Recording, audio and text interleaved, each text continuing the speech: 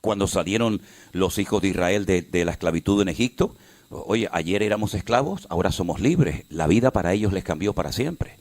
Cuando alguien descubrió América y vino a Europa y dijo, oye, que allá hay gente, que allá hay civilizaciones, que allí hay otra cultura, que allá hay otros pueblos, cambió el rumbo de la historia, ¿no? Y tantas cosas, ¿no? Entonces creo que el mundo está a punto de cambiar. De hecho, desde el año pasado, concretamente desde el día 7 de octubre, lo que es toda la zona de Oriente Medio y otros países limítrofes ha cambiado completamente, totalmente. Y el mundo está cambiando de una forma tremenda, y a partir de unos pocos días, semanas o meses, el mundo va a volver otra vez a cambiar. Y la Bélgica que has conocido, o la Europa a la cual viniste a ganar dinero, a empezar una vida nueva, no va a ser la misma que tú te encontraste cuando llegaste aquí. Nosotros acabamos de llegar de los Estados Unidos hace unos días atrás, y los hermanos que están allí, de Guatemala, de Honduras, de México, de Perú, de todos los países cercanos, me dicen, los Estados Unidos no es lo que nosotros conocimos hace 10, 15, 20 años atrás cuando vinimos a trabajar aquí, y es que ha cambiado todo de una forma tremenda. Todo ha cambiado, el estilo de vida, la economía, la situación política, incluso el ambiente espiritual, ¿vale? Quiero decirles que Europa fue un continente que mandó centenares, tal vez miles de misioneros por todas partes del mundo. Hay obras que se abrieron en muchas partes del mundo, gente que salió de Europa, por ejemplo de Inglaterra, de Alemania, de Suiza, de otras naciones que hace mucho tiempo atrás eran lugares donde el cristianismo era muy fuerte. Nunca ha estado tan débil el cristianismo como en esta última etapa de la historia, por ejemplo en Europa. Hoy en día hay muchísimas iglesias que son mezquitas musulmanas, o se han cerrado, y otras que se van a seguir cerrando. Entonces la pregunta es, bueno, ¿esto es casualidad? ¿Qué es lo que está ocurriendo? Que parece como que cada vez somos minoría, como que nuestros hijos parece que tienen que ir como medio asustados a la escuela porque hay una presión social y espiritual tremenda. Bueno, esto no ha hecho más que empezar. Y la Biblia nos dice lo que tenemos que hacer y lo que no tenemos que hacer para poder vivir una vida cristiana victoriosa en estos tiempos finales, ¿eh? Así que ayer les dije que leyeran, si no lo vamos a leer ahora, el capítulo 12 del libro de Apocalipsis, pero antes de entrar de lleno en el estudio, quiero dar la bienvenida a mi hermano Domingo y a su esposa Diana. Damos un aplauso a los hermanos. Dios te bendiga. Bendiciones. Ayer le dimos la bienvenida a un matrimonio que venía de París, que están aquí con nosotros también esta mañana. Hoy nos toca dar la bienvenida a nuestros hermanos de Holanda, aunque Domingo de holandés, como ustedes pueden comprobar, no tiene nada. No tiene nada de holandés. De canarión total, de Canarias.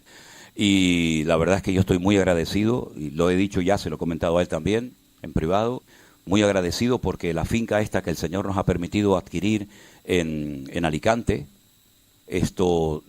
necesitamos hacer unos baños, porque los que había eran muy pequeñitos, y Domingo se ha pegado allí un mes, ¿no? Como en la mili, las días, los minutos, las horas y los segundos, ¿no? 50 días, pero tienen que ir a ver los baños. Claro, yo no dejo entrar a nadie porque están tan bonitos que me da pena que me los ensucien. Yo les digo, mira qué bonitos los baños de Domingo. Venga, ahora vayan al campo, ¿no? Pero un trabajo espectacular, trabajo tremendo, que si este hermano no hubiera ido, pues nosotros no hubiéramos sido capaces nunca, ¿no? De hacer eso. Yo le hubiera dado, como decimos en Canarias, no sé si es una palabra que se emplea aquí, una escupidera esta, ¿no? Una vacinilla, le digo, toma, ¿quieres ir al baño? Toma, ahí tienes, ya está. Con eso te apaña, ¿eh? Oye, papel, pues miran los árboles, coges hierbitas o piedras, ¿no?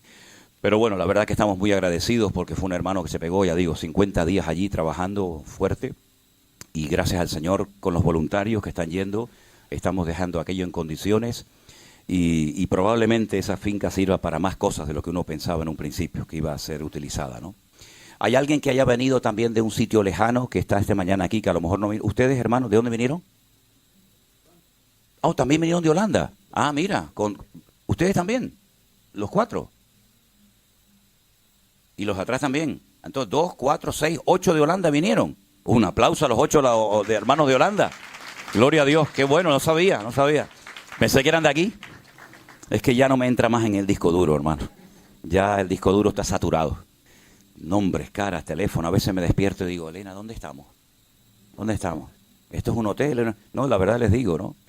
Que no me pase lo que le pasó una vez a un pastor, que viajaba tanto, que bueno, uno hoy un día aquí, hoy un día allá, un hotel, una casa, y entonces El hombre a medianoche le entró unas ganas tremendas de ir al baño, le sentó muy mal la comida y claro, como no sabía ni dónde estaba, abrió la puerta y salió para afuera, para el pasillo del hotel y trancó la puerta y el hombre se quedó allí en paños menores en el hotel con unas ganas tremendas de ir al baño y decía, Dios mío, ¿y ahora cómo entro? No tengo la llave, pero tengo unas ganas tremendas de ir al baño, estoy muy mal del estómago, me ha sentado fuerte la comida, el picante, Dios mío, ¿qué hago? Entonces vio allí esos ceniceros grandes que hay que son para tirar las colillas, ¿saben? Los que fuman, ¿saben? ¿No? Las colillas y tal, y el hombre miró para todos los lados y dijo, Dios mío, yo no aguanto más, Señor, y el hombre estaba pasándolo mal y el hombre se sentó allí y el hombre pues dejó allí el paquete, ¿no? Dejó allí el regalo. Y entonces dice, ¿y ahora cómo entro en la habitación si no tengo la llave? 3 de la mañana, Dios mío, ¿qué hago? Entonces, creo que en el ascensor hay un botón que a lo mejor me vienen a buscar. Entonces el hombre llama al ascensor, se abre la puerta, toca el botón y le dicen, sí, dígame, aquí en la recepción, mire que soy el señor fulanito de tal. Y es que dice, no, señor, no hace falta que usted nos cuente nada. Lo hemos visto todo por las cámaras del hotel. En fin, gracias a Dios a mí nunca me ha pasado eso.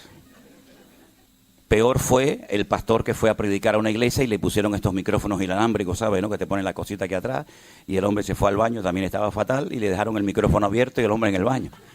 En fin, tantas anécdotas que podríamos contar. Yo había dejado mi Biblia que... sí, aquí está. Porque a veces la gente me dice, ¿me podría pasar sus apuntes? ¿Me podría dar algún material? Y yo, si quiere, le doy la cabeza porque yo... No uso papeles, no he predicado nunca con anotaciones, todo gracias al Señor lo tengo en la cabeza.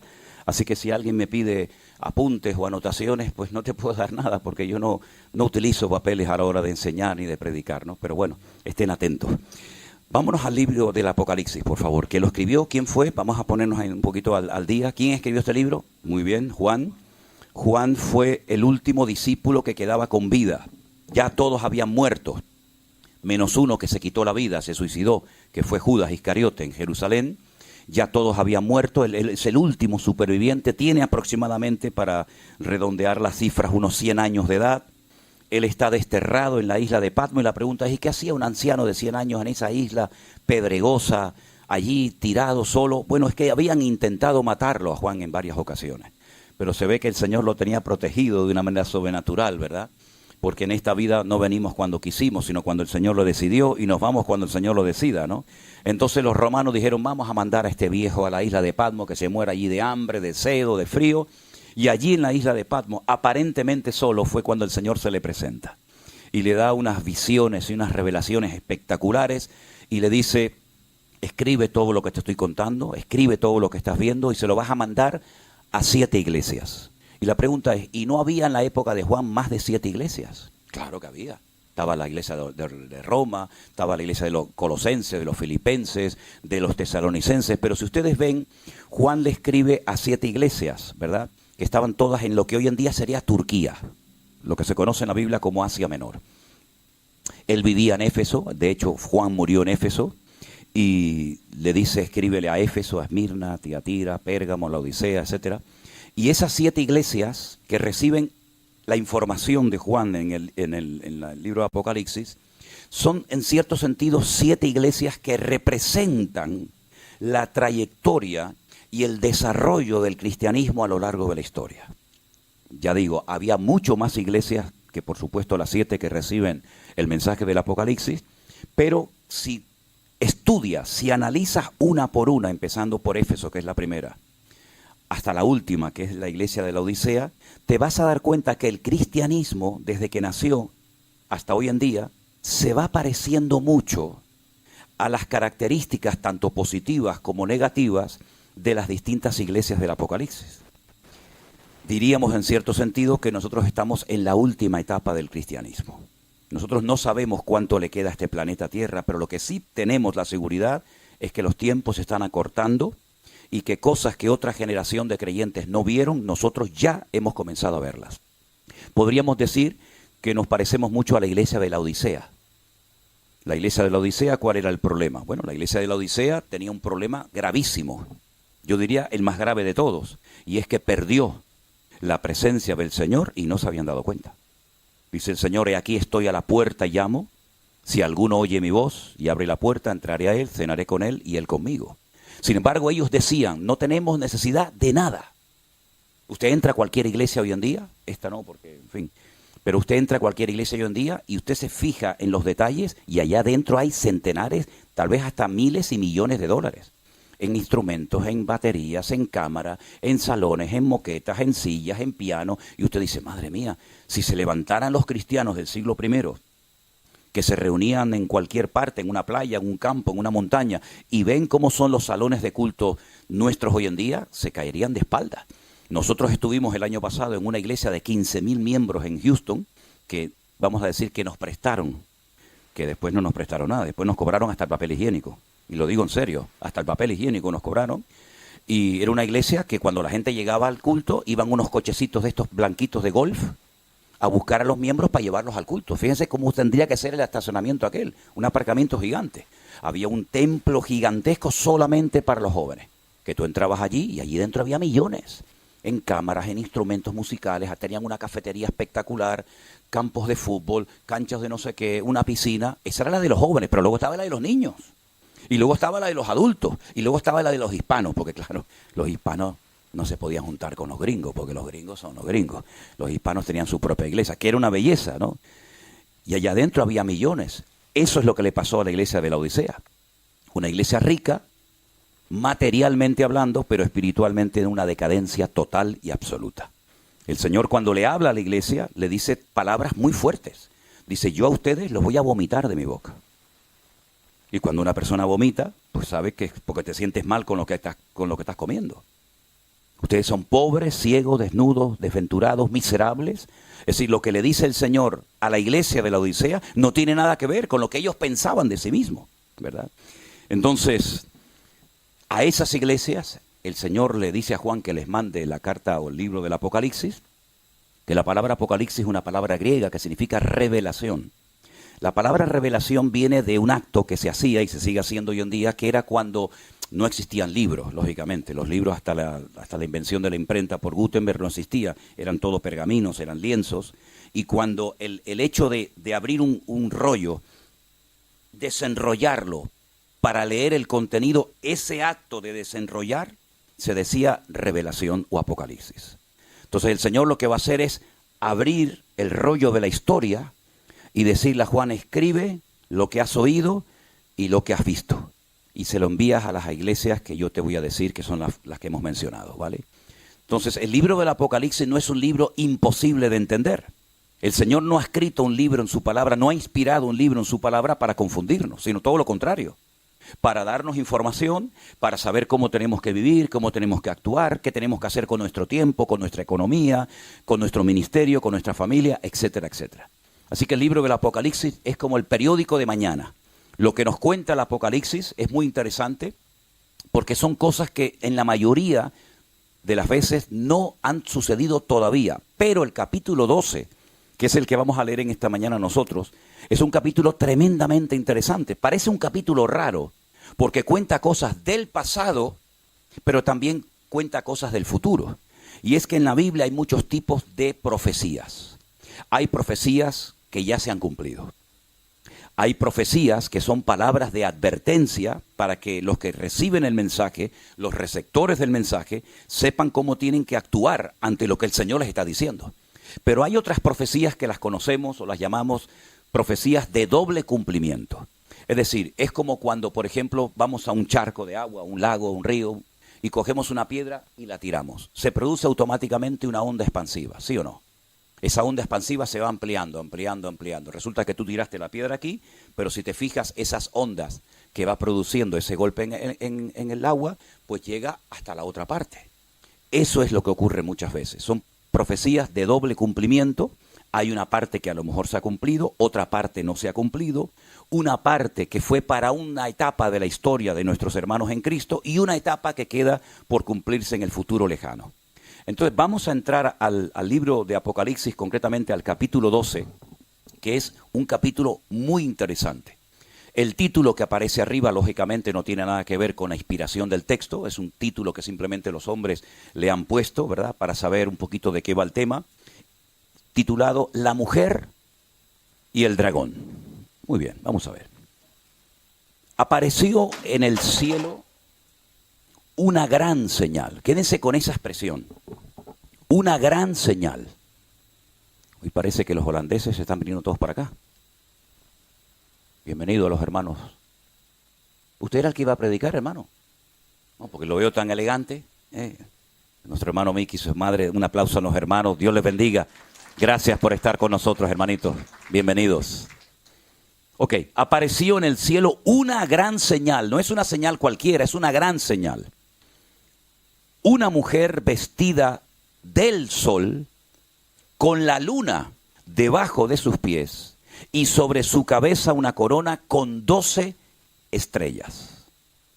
Las características que nos está dando son muy interesantes. No es un hombre, es una mujer, donde aparece el sol, la luna y 12 estrellas. Estando encinta, otro dato interesante, clamaba con dolores de parto en la angustia del alumbramiento. También apareció otra señal en el cielo. Fíjense la diferencia. En el versículo 1 dice una gran señal aparece en el cielo, pero en el versículo 3 dice que aparece otra señal. La importancia no está en esta señal del versículo 3, sino en la gran señal del versículo 1. ¿Se dan cuenta el matiz? Esa señal consistía en que un gran dragón escarlata tenía 7 cabezas y 10 cuernos, y en sus cabezas 7 diademas. Fíjate la diferencia de lo que lleva la mujer: sol, luna y 2 estrellas, y este dragón lleva 7 cabezas, 10 cuernos y una serie de diademas o de adornos. Y su cola arrastraba la tercera parte de las estrellas del cielo. Las arrojó sobre la tierra.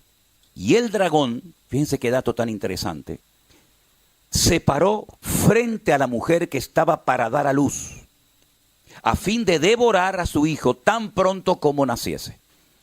Así que el objetivo de este dragón era doble.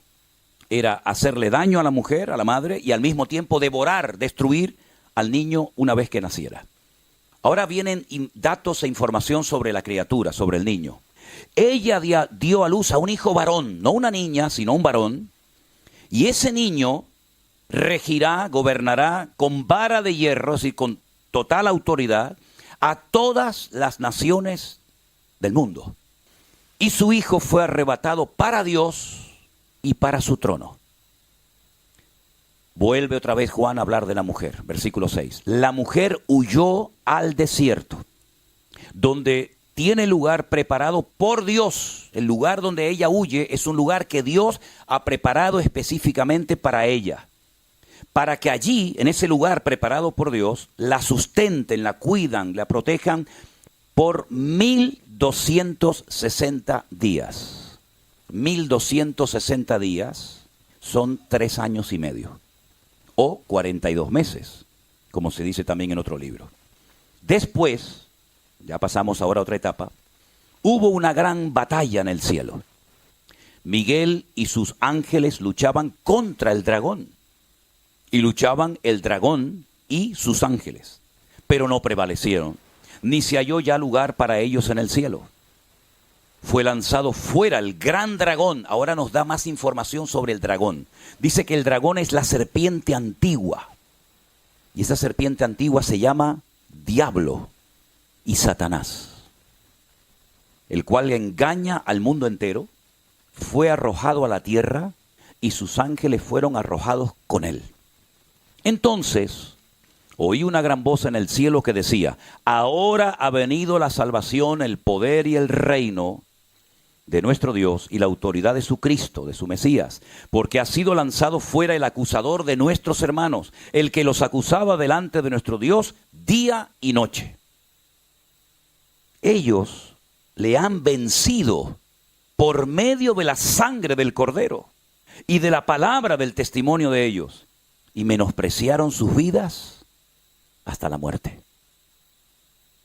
Por lo cual, alegraos cielos y los que moráis en ellos, ay de los moradores de la tierra y del mar, porque el diablo ha descendido a vosotros con gran ira, sabiendo que tiene poco tiempo.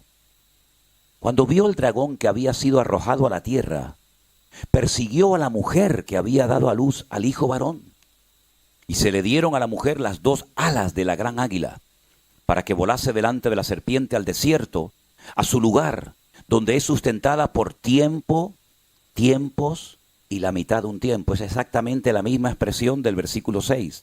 42 meses, 1262 días, 3 años y medio. Es lo mismo, pero con otra terminología. La serpiente arrojó de su boca tras la mujer agua como un río, para que fuese arrastrada por el río. Pero la tierra ayudó a la mujer, pues la tierra abrió su boca y tragó el río que el dragón había echado de su boca. Y ahora viene un dato tremendamente importante. Entonces el dragón se llenó de ira contra la mujer y se fue a hacer guerra contra el resto de la descendencia de ella. ¿Y quiénes son esos? Los que guardan los mandamientos de Dios y tienen el testimonio de Jesucristo. Qué capítulo más raro, ¿verdad? Una mujer que está embarazada, preocupada, le entran los dolores de parto y sabe que si nace el niño hay un dragón, un animal mitológico, que quiere devorar al niño, pero hay un momento en el que ella tiene que huir al desierto. El niño, cuando nace, va a gobernar, va a regir con vara de hierro a todas las naciones de la tierra. Entonces ya el protagonista es el niño, no la mujer. La mujer huye al desierto, a un lugar específico que Dios ha preparado, que Dios ha diseñado para que la cuiden, no durante miles de años, sino un tiempo corto de 3 años y medio, 42 meses o 1260 días. El dragón, viendo que su objetivo principal, que era devorar al niño, no se ha cumplido, pues se llena de ira, ya está arrojado, ya está fuera de la presencia del Señor. La sangre del Cordero, la sangre de Cristo, la obra de Cristo lo ha derrotado. Entonces dice, bueno, ya que no he podido ni con el niño ni con la mujer, pues me voy a hacer guerra contra los descendientes de la mujer que dice la Biblia que son los que guardan los mandamientos de Dios y tienen el testimonio de Jesucristo. Y uno se queda así diciendo, ¿pero esto qué es? ¿Esto es algo que ya pasó? ¿Esto es algo que va a ocurrir en el futuro? ¿Dónde nos metemos nosotros? ¿Quién es esta mujer? ¿Quién es este niño? ¿Quién es este dragón? Vamos a empezar por el principio. La Biblia dice que este capítulo es una gran señal. Por lo tanto, es como decir, atención, atentos, ojo, esto es muy importante. No es algo para pasar desapercibido, esto es una gran señal. ¿De acuerdo? Entonces hay que abrir los ojos, abrir el corazón, abrir la mente y decirle al Señor, Señor, muéstrame y explícame qué significa esto. Ahora, dentro del círculo teológico de la Iglesia Católica, como siempre, los católicos meten a la Virgen en todas partes. Siempre la ven por todos lados. Entonces, ellos interpretan que la mujer es la madre de Jesús, María. ¿Por qué no puede ser María? Porque dice la Biblia, hay un detalle muy significativo. Aquí sería una tremenda contradicción a los católicos. Que cuando el niño no puede ser devorado, no puede ser destrozado por el dragón, que es Satanás, que es el diablo, se va a hacer guerra contra el resto de la descendencia de ella. Es decir, ya ella tenía otra descendencia. El objetivo era matar sobre todo a ese niño, especialmente a ese niño. Pero habla de que ya tenía descendencia. Y María sabemos que no tenía ninguna descendencia. María fue virgen cuando concibió al Señor Jesucristo. Ella no era madre de un montón de hijos y aparte del Señor Jesucristo. Después probablemente, y la Biblia nos enseña que María tuvo más hijos, pero el primero, el que abrió la matriz. Por eso dice la Biblia que tuvieron que subir sus padres a Jerusalén, porque hay un versículo bíblico que dice que todo varón que abre la matriz de una mujer tiene que ser consagrado solamente al Señor. De hecho, hasta hoy en día hay una celebración que se llama Pidión, que significa que cuando una madre tiene por primera vez un hijo varón, con las hembras no se hace esta ceremonia, pero cuando tienes un hijo varón y es el primero que has tenido, tienes que ir a la sinagoga y tienes que dar un dinero para redimirlo, para comprarlo, ¿verdad? Esto es como un símbolo de lo que Cristo ha hecho por nuestra vida, que nos ha comprado y nos ha redimido, ¿verdad? Entonces, María no tenía descendencia cuando parió al Señor Jesucristo, ¿de acuerdo? Entonces no puede ser María. Hay otras personas que han dicho, entonces la mujer es la iglesia. Tiene que ser la iglesia porque la iglesia en la Biblia siempre es tratada como esposa, como novia, como mujer. No puede ser no puede ser la iglesia por la sencilla razón de que la iglesia no parió a Cristo, sino fue al contrario. Fue Cristo el que, por decirlo de alguna manera, parió y formó y diseñó la iglesia. Entonces, ¿de quién se trata esta mujer? Ahora, si ustedes van a la primera profecía de la Biblia, ¿cuál es la primera profecía de la Escritura? Génesis capítulo 3, verso 15. Vamos a leerlo, por favor. Esa es la primera vez que hay un dato profético de algo que va a ocurrir en el futuro La mujer lo oye, Adán lo oye, Satanás también lo oye. Y esta es la primera profecía de la Biblia. Y dice así, Génesis 3, versículo 15. Si quieren arrancamos desde el 14. Jehová Dios le dijo a la serpiente, escuchen, le está hablando Dios al enemigo, al diablo. Por cuanto hiciste esto, maldita serás entre todas las bestias y entre todos los animales del campo. Sobre tu pecho andarás y polvo comerás todos los días de tu vida. Se ve que antes la serpiente cuando tentó a Eva no se arrastraba, porque la consecuencia de su pecado es que a partir de ese momento se arrastraría. Luego probablemente antes volaría o caminaría, o vete tú a saber qué hacía. Entonces le dice al diablo, aparte de eso, pondré enemistad. Habrá una lucha constante y permanente, una enemistad entre ti y la mujer. Entre tu simiente y una simiente suya, es decir, un heredero de ella. Esta te herirá en la cabeza y tú le herirás en el calcañar. Parece como que el Señor no está diciendo mucho, pero está diciendo muchísimo. Está diciendo que un descendiente de la mujer, que no sabe Satanás cómo se va a llamar, ni dónde va a nacer, ni nada, sino simplemente tiene este dato, porque el diablo no es omnisciente, es decir, no lo sabe todo, pero va cogiendo datos que Dios le va dando, ¿verdad? Porque el diablo no es un ser, perdonen la expresión, no es un estúpido, es un ser acabado en hermosura, lleno de sabiduría, el sello de la perfección, son los calificativos que el Señor utilizó para definirlo una vez que lo creó, no como diablo evidentemente, sino como arcángel. Por lo tanto, el diablo sabe perfectamente, porque Dios se lo ha dicho, que él va a poder herir en el calcañar, en el tobillo, en los tobillos, la parte más baja del cuerpo, él va a poder herir a un descendiente de una mujer, pero que al mismo tiempo a ese que él va a poder herir, él va a ser herido en la cabeza. Claro, Satanás dice, bueno, ¿y de quién se trata? Ahora nacen dos hijos, hay dos, está Caín y está Abel. Si yo le pongo en el corazón a Caín, que es un desobediente, que es un rebelde, que hace las cosas a su manera, creyendo que de esa forma se puede agradar a Dios, si yo le pongo en el corazón a su hermano que mate al que Dios le ha bendecido, al que Dios le ha hablado, ya me quedo con un 50%. La Biblia dice que Caín engañó a su hermano, salgamos al campo y estando en el campo se levantó contra él y lo mató. Pero sin embargo, al poco tiempo se da cuenta de que Caín es maldecido por Dios. Maldito será el que persiga a Caín, el que mate a Caín, le pone una señal en la frente. Por lo tanto, Satanás sabe que Caín no puede ser el que le va a herir a él en la cabeza. Y si leemos todo el Antiguo Testamento, nos vamos a dar cuenta que es la continua persecución, el continuo ensañamiento por parte del diablo de tratar de impedir por todos los medios que ese niño nazca. Lo intentó en Egipto, lo intentó en el cautiverio babilónico, lo intentó de muchas formas y maneras, tratando de impedir, tratando de obstaculizar que ese niño nazca. De hecho, al poco tiempo de nacer el Señor Jesucristo, que ese era el descendiente de la tribu de Judá, ese era el futuro Mesías, la Biblia dice que nuevamente vuelve a poner Satanás en el corazón del rey Herodes, que era el que gobernaba Judea en aquella época, que vuelva a matar a todos los niños. Y para que no se le escape ninguno, pone la edad de 2 años para abajo. Porque cuando los magos llegaron de Oriente, no vieron un niño recién nacido, como los pastores. Cuando los magos llegaron de Oriente, no vieron, repito, a un niño recién nacido, sino vieron a un niño ya grandecito. Ya no estaba en un pesebre, ya no estaba en una sucá, ya estaba en una casa. ¿De acuerdo? A veces lo juntamos todo y ahí está la burrita, el burrito, José, María, los magos, los pastores, y eso es un rollo que no tiene absolutamente nada que ver con la cruda realidad. Ahora, Satanás no fue capaz de impedir el nacimiento del Señor Jesucristo.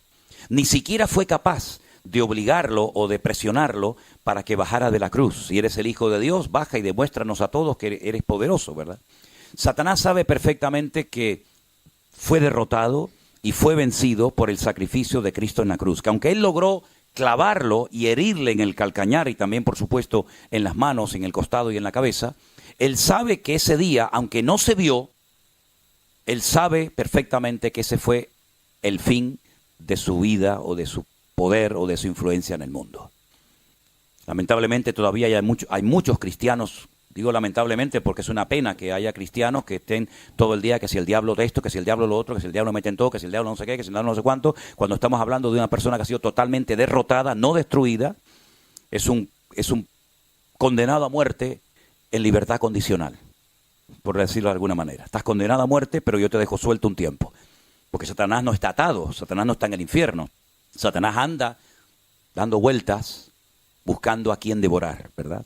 Ahora bien, la mujer es el pueblo de Israel, que recibe la promesa por medio de Eva, por medio de Abraham, por medio de Isaac, por medio de Jacob, por medio de las tribus de Israel, recibe la promesa de que algún día un descendiente del pueblo de Israel, y fue dando datos el Señor a lo largo de la historia, diciendo de las 12 familias, esta es la familia de la cual va a proceder el Mesías, y es de la tribu de Judá, de la cual era el rey David, ¿verdad? Entonces, la mujer es el pueblo de Israel, el niño es el Señor Jesucristo, que tenía que nacer. Ahora, si ustedes se dan cuenta, el arcángel Gabriel apareció en varias ocasiones en lo que llamamos nosotros el Antiguo Testamento. Pero la primera vez que el ángel Gabriel aparece en el Nuevo Testamento es cuando va a la casa de una mujer llamada Miriam o María. Y le dice 7 cosas que van a suceder con ese niño. Una de las cosas que le dice es que reinará sobre la casa de Jacob y su reino no tendrá fin. Será un rey eterno. No como los reyes de Judá o de Israel que reinaban un tiempo y morían, sino que ese niño algún día gobernará sobre todas las naciones de la tierra y sobre la casa de Jacob para siempre, y su reino no tendrá fin. De las 7 profecías que ustedes las pueden leer en Lucas, en el anuncio del nacimiento del Señor Jesucristo, de las 7, 4 ya se han cumplido. Eso se lo dejo como tarea. 3 no se han cumplido y tienen que ver con los últimos tiempos. El Señor cuando vino no reinó sobre la casa de Israel. De hecho, el día mismo de la ascensión, sus discípulos se le acercaron al maestro y le dijeron: Señor, tú vas a restaurar el reino. Si hay un reino, tiene que haber un rey. Si hay un reino, tiene que haber un sistema monárquico. Tú vas a restaurar el reino en este tiempo. Y se les dijo: no os toca a vosotros saber las sazones que el Padre puso en su sola potestad. Él no vino como rey triunfante y glorioso, sino viene como siervo sufriente, según lo que había dicho Isaías 53, ¿verdad? Que sería llevado como oveja al matadero, etcétera, etcétera. Pero la Biblia habla de 2 venidas. Si usted solamente tuviera el Antiguo Testamento, imagínense por un instante que no tuviéramos Nuevo Testamento, como es la Biblia de los judíos, que no tienen Mateo, Marcos, Lucas, Juan, sino solamente tienen el Antiguo Testamento. Usted podría llegar rápidamente a la conclusión de que el Mesías tendría que venir 2 veces, una vez para morir y otra vez para reinar. Lamentablemente los judíos pensaban que cuando viniera el Mesías iba a venir a reinar, y confundieron la segunda venida con la primera venida. Por eso ellos rechazan a Jesús, rechazan al Señor Jesucristo, porque dice que Él no fue capaz de unir a todas las tribus de Israel, ¿verdad? Que nadie sabe dónde están, y reinar sobre la casa de Jacob para siempre. Por eso lo descartan como un falso Mesías. Pero sin embargo la Biblia nos habla de que Él tendría que venir primeramente a morir, a redimirnos, porque la sangre de los toros y de los machos cabríos no perdonan nuestros pecados. Usted puede matar 20,000 vacas, ovejas, carneros, lo que quiera, pero la mancha de su pecado siempre quedará en usted. Pero cuando viene el Señor Jesucristo, una persona que le llamamos Juan el Bautista, dijo: este es el Cordero de Dios, que es el que quita, no el que cubre, no el que tapa, sino el que quita el pecado. Y efectivamente, Jesús fue el Cordero, la víctima inocente, que tendría que morir en tu lugar y en mi lugar. Por eso los judíos le llamaron la atención a los discípulos, porque todos los años en la fiesta de Pesaj, que se celebra en la época de marzo, abril, la fiesta de la Pascua, el sumo sacerdote se iba al sur, como a 7, 8 kilómetros más o menos de Jerusalén, está un pueblecito llamado Betlehem, que significa la casa del pan, o Belén, como lo llamamos nosotros.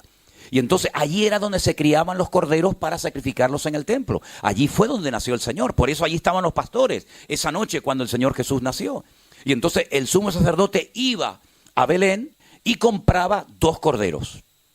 Y cuando iba rumbo a Jerusalén, la gente en esa puerta estaba esperando al sumo sacerdote, y cuando lo veían en el horizonte, cuando veían que venía con los 2 corderos, la gente comenzaba a decir: Baruch haba Beshem Adonai. Bendito el que viene en el nombre del Señor.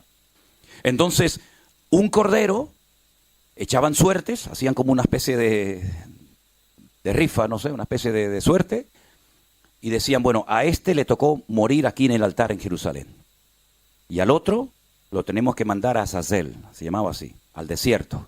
y allí tiene que morir, allí tiene que ser despeñado.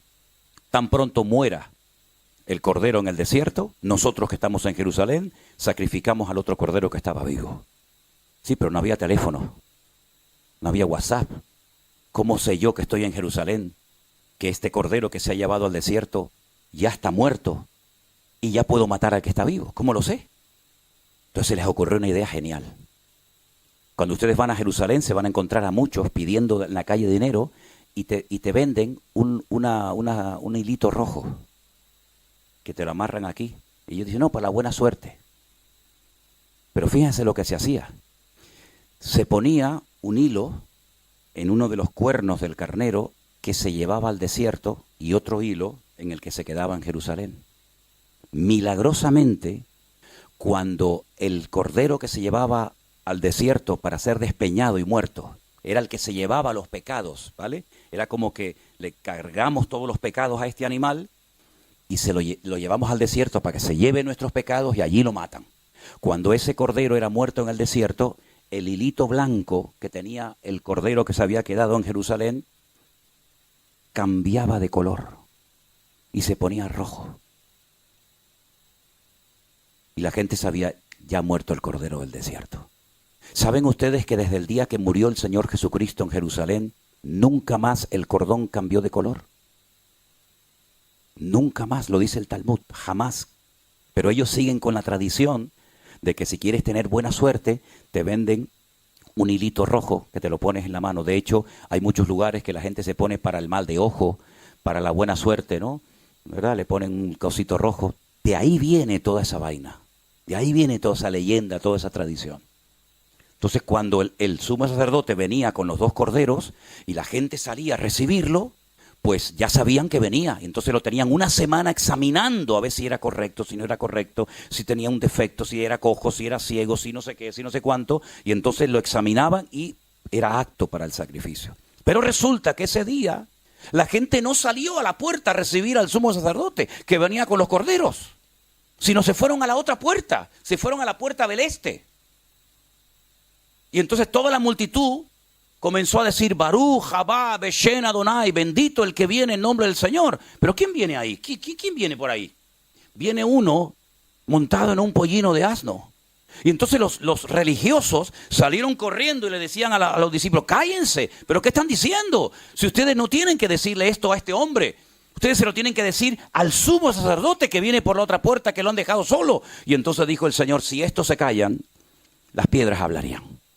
Y ese día entró triunfalmente el Señor Jesucristo, pero Él sabía perfectamente que en esa misma semana lo iban a crucificar. Porque Él sabía que había venido para morir en una cruz. Pero y entonces las profecías que hablaban de un Mesías reinante, de un Mesías que iba a venir a gobernar, no se cumplieron. Fue un fracaso, no. Es que, por así decirlo, la venida del Mesías tiene dos partes. Parte A y parte B.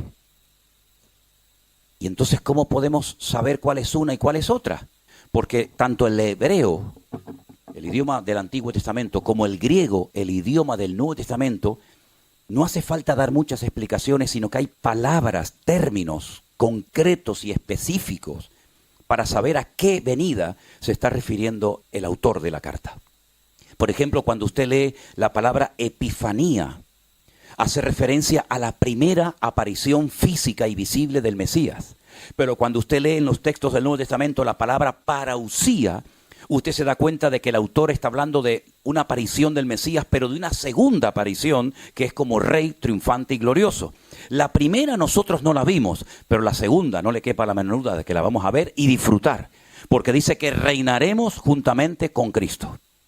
Ahora bien, el niño que nace es el Señor Jesús. Pero viendo que no pudo destruirlo, se ensaña contra la madre, que es la mujer de la historia del capítulo 12 de Apocalipsis, y dice que hace guerra contra ella. ¿Ha habido un pueblo más perseguido a lo largo de la historia que el pueblo de Israel? De todas partes los han expulsado.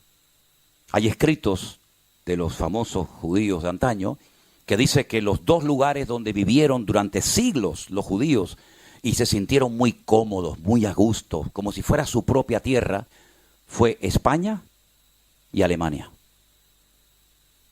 qué curioso que de esos dos países, de esas dos naciones, donde tan cómodos se sentían, los mataron, los masacraron y los expulsaron, los que pudieron. ¿Qué les parece? Entonces el pueblo de Israel ha sido un pueblo que siempre ha sido perseguido desde los tiempos ancestrales, desde los tiempos que nació, ya desde el vientre de la madre. Aquella mujer que tenía una guerra en su interior, ¿se acuerdan? Y se fue a consultar al Señor y dijo, Señor, se están matando. ¿Qué me pasa que aquí dentro, en vez de disfrutar de este embarazo, tengo una guerra aquí adentro? Y el Señor le dijo, es que efectivamente eso es lo que tienes dentro. Tienes dos naciones dentro de tu vientre. Tienes a dos criaturas y el mayor servirá al menor. Y serán diferentes por fuera y por dentro. Tú veías por fuera a Jacob y veías a Esaú y no parecían hermanos gemelos. Uno era peludo como un oso. El otro era lampiño, el otro era un salvaje, como dice el hebreo, era un pere Adán, era un salvaje hombre, era un cazador, era un hombre violento, un hombre agresivo, estará contra todos y todos contra él, y el otro era tranquilo, pacífico, más calculador, más de cabeza, el otro era todo visceral, ¿no? Y la Biblia dice que Esaú quiso matar a su hermano. Sin embargo, se cumplió lo que dijo la palabra de Dios, que el mayor, el primero, porque el primero en hebreo es el Bejor. La palabra primogénito en hebreo es Bejor. Y la palabra Bejor viene de la palabra Berajá, que significa bendición. El primogénito se llevaba 3/4 partes de la bendición, de la herencia del padre. Y al pequeño se le daba pues lo que quedaba, ¿no? Si es que quedaba algo. Pero el Señor ya había dicho, el Señor ya se había decantado por el menor. Porque en hebreo, en el judaísmo hay la siguiente costumbre. Imagínense que este es el vientre de la mujer. Si cogemos una piedra y la metemos, va al fondo de la botella, ¿sí o no? Y si cogemos otra piedra, llega y se posa sobre la piedra que está al final. La primera que entró, sale la última. Y la última, sale la primera. Eso es como ellos explican un parto de gemelos. El primero que entró en el judaísmo es el primogénito. El segundo tiene que servir al primero. Aunque entró primero, sale el segundo. Es decir, el Señor sabía perfectamente que Jacob tenía que ser el heredero, por eso le cambia el nombre y le dice, el nombre que tus padres te pusieron va en consonancia a tu carácter. Por eso la palabra Jacob, la primera letra es un gancho, porque él enganchó con su manita a su hermano. Y para recordar que él fue el que le agarró al calcañar a su hermano, le pusieron una letra que es como un gancho, que se llama la letra Yod, en la primera letra, Jacob. Pero cuando él tiene un encuentro con el Señor le cambia el nombre. Y le dice, ya no vas a ir por la vida pues haciendo las triquiñuelas que todos sabemos. Ahora te voy a llamar Israel. Es un nombre inventado por Dios. Israel tiene la letra Yod, la letra Sin, la letra Resh, la letra Aleph y la letra Lamet. En esas letras, la primera letra, la letra de Jacob, tienes a Jacob y a Isaac. Jacob y Isaac. En la segunda letra, la Sim, la Sames, perdón, pero la Sim, pero con sonido S, tienes a Sara.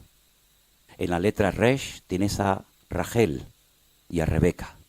En la letra Aleph, que es la A, tienes a Abraham. Y en la letra Lamet tienes a Lea. Es decir, que en el nombre Israel tienes a Abraham, Isaac, Jacob, Rebeca, Raquel y Sara. Todos están en el nombre Israel. Y las primeras 3 letras, quitamos las 2 últimas, que se queda Yashar, significa recto. Y las 2 últimas significan Dios. A partir de ahora vas a caminar recto delante de Dios. Porque yo he enderezado tu vida para que nunca más vuelvas a hacer lo que has hecho, sino que serás recto delante de mi presencia. Entonces, ese pueblo, Satanás lo odia, porque durante siglos fue el pueblo que representó la presencia y la existencia de Dios en la tierra. Hoy en día, si vamos por muchas partes del mundo, hay mucha gente que se definen como cristianos, sean evangélicos, sean católicos, sean luteranos, y ya prácticamente todo el mundo sabe que hay una Biblia, que hubo un Señor Jesucristo, que hubieron unos apóstoles, etc. Pero en aquella época, los únicos en el mundo que sabían que había un único Dios que se quería rebelar y tener comunión con el hombre eran ellos, era el pueblo de Israel. Por eso las costumbres de ellos eran diferentes a las de los demás pueblos. Por eso ellos, por ejemplo, cuando llegaba el séptimo día, el día de la semana del reposo, ellos no trabajaban. Ni ellos, ni los animales, ni los esclavos, ni nadie que viviera entre ellos. Y claro, los miraban y decían, pero ¿cómo no trabajan ustedes? ¿Por qué se paran todos en el día del reposo? Dice, porque Dios creó todo lo que vemos en 6 días y el séptimo día reposó. Es decir, es como una enseñanza objetiva de que nosotros creemos en un Dios creador, diseñador del universo. Y eso para ellos era un impacto. Y llenaban sus casas de velitas, de mucha luz. De ahí que después el Señor nos diga, ustedes ahora son la luz del mundo. Y una luz no se puede meter debajo de la mesa, sino se pone encima para que alumbre a todos los hombres. Entonces Satanás sabía que el único pueblo que sabía que había un profeta, que había un Dios, que había un cielo, que había un infierno, que vendría un Mesías, eran ellos. Por eso Satanás quiso siempre destruir a ese pueblo. Porque destruyendo a ese pueblo, destruye el testimonio de Dios en la tierra. Si ellos no hablan de Dios, ¿quién va a hablar de Dios si nadie le conoce?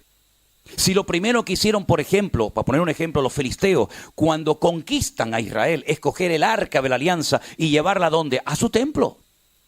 Porque ellos pensaban que cuando se iba a la guerra, también se enfrentaban en el mundo espiritual los dioses tanto de uno como de otro. Y lo que estamos viviendo hoy en día es mucho más que un conflicto entre palestinos y judíos, es mucho más que eso. Es un conflicto espiritual. ¿Quién puede más? ¿Alá o el Dios de los hebreos? ¿Quién tiene más autoridad? Por ejemplo, el Corán, que es el libro sagrado para el mundo musulmán, o las escrituras de ustedes, los judíos. Es todo un conflicto espiritual que no se arregla con bombas, que no se arregla con tiros. Al contrario, cada vez va a ser peor. Y va a llegar un momento que no se va a poder controlar, porque es más y más y más y más y más, ¿verdad? Es el ojo por ojo y diente por diente. El único que puede poner paz, verdadera paz, es el creador del universo, es Dios. El hombre no puede poner paz. Hoy firmas un tratado de paz y mañana lo quebrantamos. Hoy digo, bueno, no nos atacamos más, mentira, mañana nos atacamos otra vez. Y siempre el hombre está pensando en cómo atacar, cómo destruir, cómo hacer esto, cómo hacer aquello. Si alguien logra destruir a Israel, si alguien fuera capaz de destruir a esa gente, demostraría 2 cosas. Que el Dios de ellos es más débil que el mío. O que Dios es un mentiroso y no pudo cuidarlos como tú dijiste que los ibas a cuidar. Ahora, fíjense que no estamos hablando de un pueblo perfecto, ni mucho menos, cuidado, cuidado. Pero Dios dice, yo he empeñado mi palabra. Yo sé que hoy en día la palabra de un hombre pues vale poco, pero hace muchos años tú le dabas la mano a un hombre y no hace falta firmar ningún contrato. Yo te digo que te voy a vender mañana mi auto y te lo vendo. Ya me pueden venir hoy 50 personas a ofrecerme millones. Yo he empeñado mi palabra y te he dicho a ti que mañana te vendo mi auto. Eso era durante mucho tiempo. La palabra de un hombre, como decían los católicos, iba a misa, ¿no? Tenía un peso. Lamentablemente hoy en día la palabra cada vez vale menos. Pero la palabra de Dios es poderosa, es fiel. Y Dios dio su palabra de que protegería a ese pueblo no por ser los mejores, sino por ser los peores. Es decir, Dios toma lo que nadie quiere. Generalmente cuando tú vas a un lugar, escoges los mejores productos. Dentro de tus posibilidades, ¿sí o no? Si tú tienes posibilidad de comprarte un buen carro, en buen estado, sería una locura comprarte un carro que sabes que se te va a romper mañana. Que está viejo, que no sirve para nada. Que tiene las piezas desgastadas por el uso. Eso es lo que hace Dios. Lo hace al revés de lo que nosotros haríamos. Coge lo que nadie quiere. ¿Dónde vivía esta gente antes de ser un pueblo? En Egipto. ¿Qué eran? Esclavos. ¿Quién quiere comprar esclavos? Los reyes se rodeaban de las mujeres más hermosas, de los jóvenes más sabios, más cultos. Y Dios resulta que se va a Egipto y compra y redime a un pueblo que están como esclavos, que no tienen futuro, no tienen patria, no tienen nada. Y Dios los redime y dice, no lo hago por vosotros, sino lo hago por mí. Yo los escogí y los protegeré y nadie te podrá hacer frente en todos los días de tu vida. ¿Cuántos pueblos y cuántos imperios, seamos sinceros, aunque no fuéramos cristianos, cuánta gente ha dicho, los vamos a destruir? Mira, Egipto, el faraón de Egipto intentó destruirlos. Y Egipto era una potencia militar como nunca jamás te podías haber imaginado. Egipto fue destruida. Y los judíos salieron. Y Egipto fue destruida. Llegó Nabucodonosor, una potencia militar brutal desde Irak, Babilonia en la Biblia. Les quemó el templo. Mató y violó a mujeres. Se los llevó 70 años a Babilonia. Les cambió el nombre a todos los judíos para que no se acordaran del nombre de Dios. Les enseñó otro idioma, el arameo. Les cambió las culturas, les cambió las formas como comían. No los logró destruir. ¿Qué quedó de Babilonia? Nada. Ellos salieron, reconstruyeron su país. Llegaron los medos persas. Los persas son los iraníes y los medos son los kurdos. Durante siglos conquistaron a los judíos. Hicieron un daño terrible. ¿Dónde están los kurdos y los persas? Nada, el pueblo de Israel sigue estando ahí. Llegaron los griegos con Alejandro Magno, un imperio militar brutal. Llegaron a Jerusalén y el templo lo convirtieron en un gimnasio. Pusieron la estatua de Júpiter. Antíoco Epifanes, uno de los descendientes de los generales de Alejandro Magno, pues cogió un cerdo, lo sacrificó, lo llevó allí al Arca de la Alianza, profanó el lugar santísimo. Un desastre. ¿Dónde está el imperio griego? No existe. Llegaron los romanos, el imperio más largo de la historia, casi 1000 años. Casi 1000 años. Destruyen Jerusalén, le cambian el nombre, no se va a llamar Jerusalén, esto se llama Aelia Capitolina. ¿Cómo se llama este país? Eretz Israel, la tierra de Israel. A partir de ahora se va a llamar Palestina o Filistea, tierra de los filisteos. Quemaron, torturaron, crucificaron, destruyeron. ¿Dónde está el imperio romano? No está el imperio romano. Llegaron los cruzados, llegaron los españoles, quisieron destruir al pueblo de Israel. O se convierten o les cortamos la cabeza. Los que se convertían los llamaban cerdos, marranos. ¿De dónde creen ustedes que viene la costumbre de tener una hucha en forma de cerdo? Una hucha para guardar dinero con la rajita arriba para guardar dinero. Del cerdo avaricioso judío. A las afueras de Andalucía hay unas montañas que se llaman Despeñaperros. ¿Qué hacían en esa montaña? Pues cogían a los perros judíos y los tiraban al barranco y los mataban. ¿Qué pasó con el imperio español? El imperio más grande que jamás ha existido. La mitad de Estados Unidos, Filipinas, parte de Europa, toda Latinoamérica. ¿Dónde está el imperio español? No hay nada. Y cada vez somos menos y cada vez estamos más divididos. Hasta los catalanes se quieren ir de España.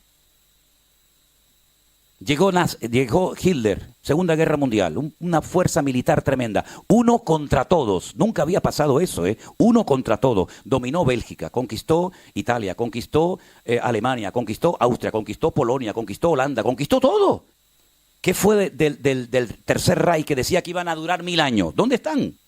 Murieron todos. Los judíos los masacraron.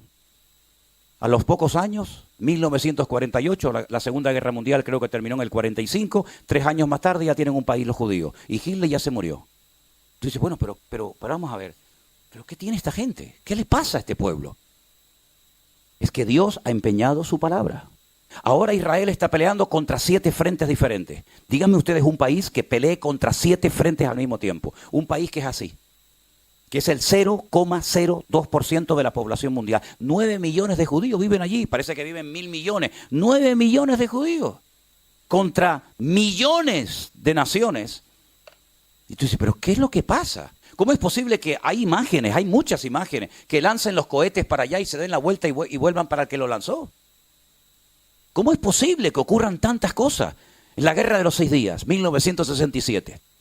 Suben los poquitos tanques de guerra a los altos del Golán. Cuando llegan arriba se encuentran centenares y centenares de carros de combate de los sirios, armados hasta los dientes, material ruso tremendamente sofisticado. Están subiendo los 4 tanques viejos de la Segunda Guerra Mundial que habían recuperado los judíos, y cuando llegan arriba a los altos del Golán se ven todo el valle lleno de centenares y centenares de carros de combate. Este es el fin, ya no hay ninguna escapatoria, de aquí no salimos. De repente comienzan y hay imágenes. Comienzan a abrir las tapas de los tanques de combate, los sirios, con todo el material dentro, armados con cohetes, con misiles, con todo, lo dejan encendido y salen corriendo.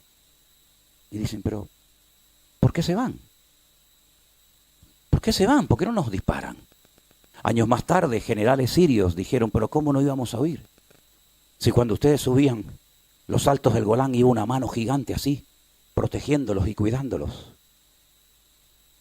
Los franceses llegaron en una de las famosas guerras que hubo con Gaza, no esta, sino otras. Y dijeron, pero ¿cómo son tan malos ustedes que cogen un bazooka y apuntan para allá? Ahí está el edificio, ahí viven 500 personas. Lanzan para allá y sale para allá el cohete. ¿Por qué no apuntan bien? Y ellos dijeron, porque el Dios de ellos pelea contra nosotros. Cosas increíbles, increíbles. O esto es verdad lo que dice la Biblia, o alguien nos está mintiendo y tomando el pelo. Entonces, queridos hermanos, esta mujer es el pueblo de Israel que ha sido y seguirá siendo perseguido. Y les voy a decir algo, y esto no ha hecho más que empezar. Porque ahora están peleando con 7 frentes diferentes, con los hutíes en el sur, con Hamas en el oeste, con los Hezbollah en el norte, con Irak, con Irán. Pero va a llegar un momento que todas las naciones de la tierra, escúchenlo bien, todas las naciones de la tierra atacarán a Israel, todas. Y los que van a capitanear, los que van a dirigir este ataque brutal contra Israel, van a ser nada más y nada menos que, como dice la Biblia, en los tiempos de la Biblia se llamaba Gog, Magog, Mesed y Tubal, que son las naciones de Rusia y todos los satélites que giran en torno a ellos. Putin fue criado por una familia hebrea. Putin no va a atacar a Israel. Además han llegado a un acuerdo donde han dicho que si Israel no le vende a Ucrania la cúpula de hierro, la Kipá Barcel, que es la que protege de los ataques de misiles, él se compromete a no atacar a Israel. Yo no le creo nada a este caballero, pero él fue criado por una familia judía. Él sabe hablar hebreo perfectamente. Su familia era muy pobre, los dejaban abandonados a los niños y entonces los judíos llegaban y lo criaron a él y a sus hermanitos. Y él sabe mucho de la Biblia, sobre todo de las profecías del Antiguo Testamento. Y él sabe que hay una profecía que habla de que el oso del norte, que es Rusia, atacará a Israel. Y eso es lo que dice la Biblia, que las naciones, sobre todo el ataque fuerte de Israel, vendrá del norte. En este momento todas las ciudades del norte están totalmente, de la Alta Galilea, todas están totalmente vacías, todas. Hace unos días hablamos con un matrimonio, unos amigos nuestros, hermanos en Cristo, en la ciudad de Tiberias, y dicen, estamos viendo todos los días caer los misiles dentro del lago de Tiberias. Lo estamos viendo todos los días. Misiles por la mañana, misiles por la tarde, misiles por la noche, algo tremendo. Pero la Biblia dice que en los últimos tiempos habrá una guerra tremenda, una guerra mundial. Algunos dicen, ¿y habrá realmente una tercera guerra mundial? Es que ya estamos en el inicio de una guerra mundial. Cuenten ustedes cuántas naciones están involucradas en este lío. Cuenten ustedes cuántas naciones hay. Si esto no es una tercera guerra mundial camuflada, entonces ¿qué cosa es esto? Ahora, lo curioso de esto es que ahora todos están contra uno. Hace 70 años era uno contra todos.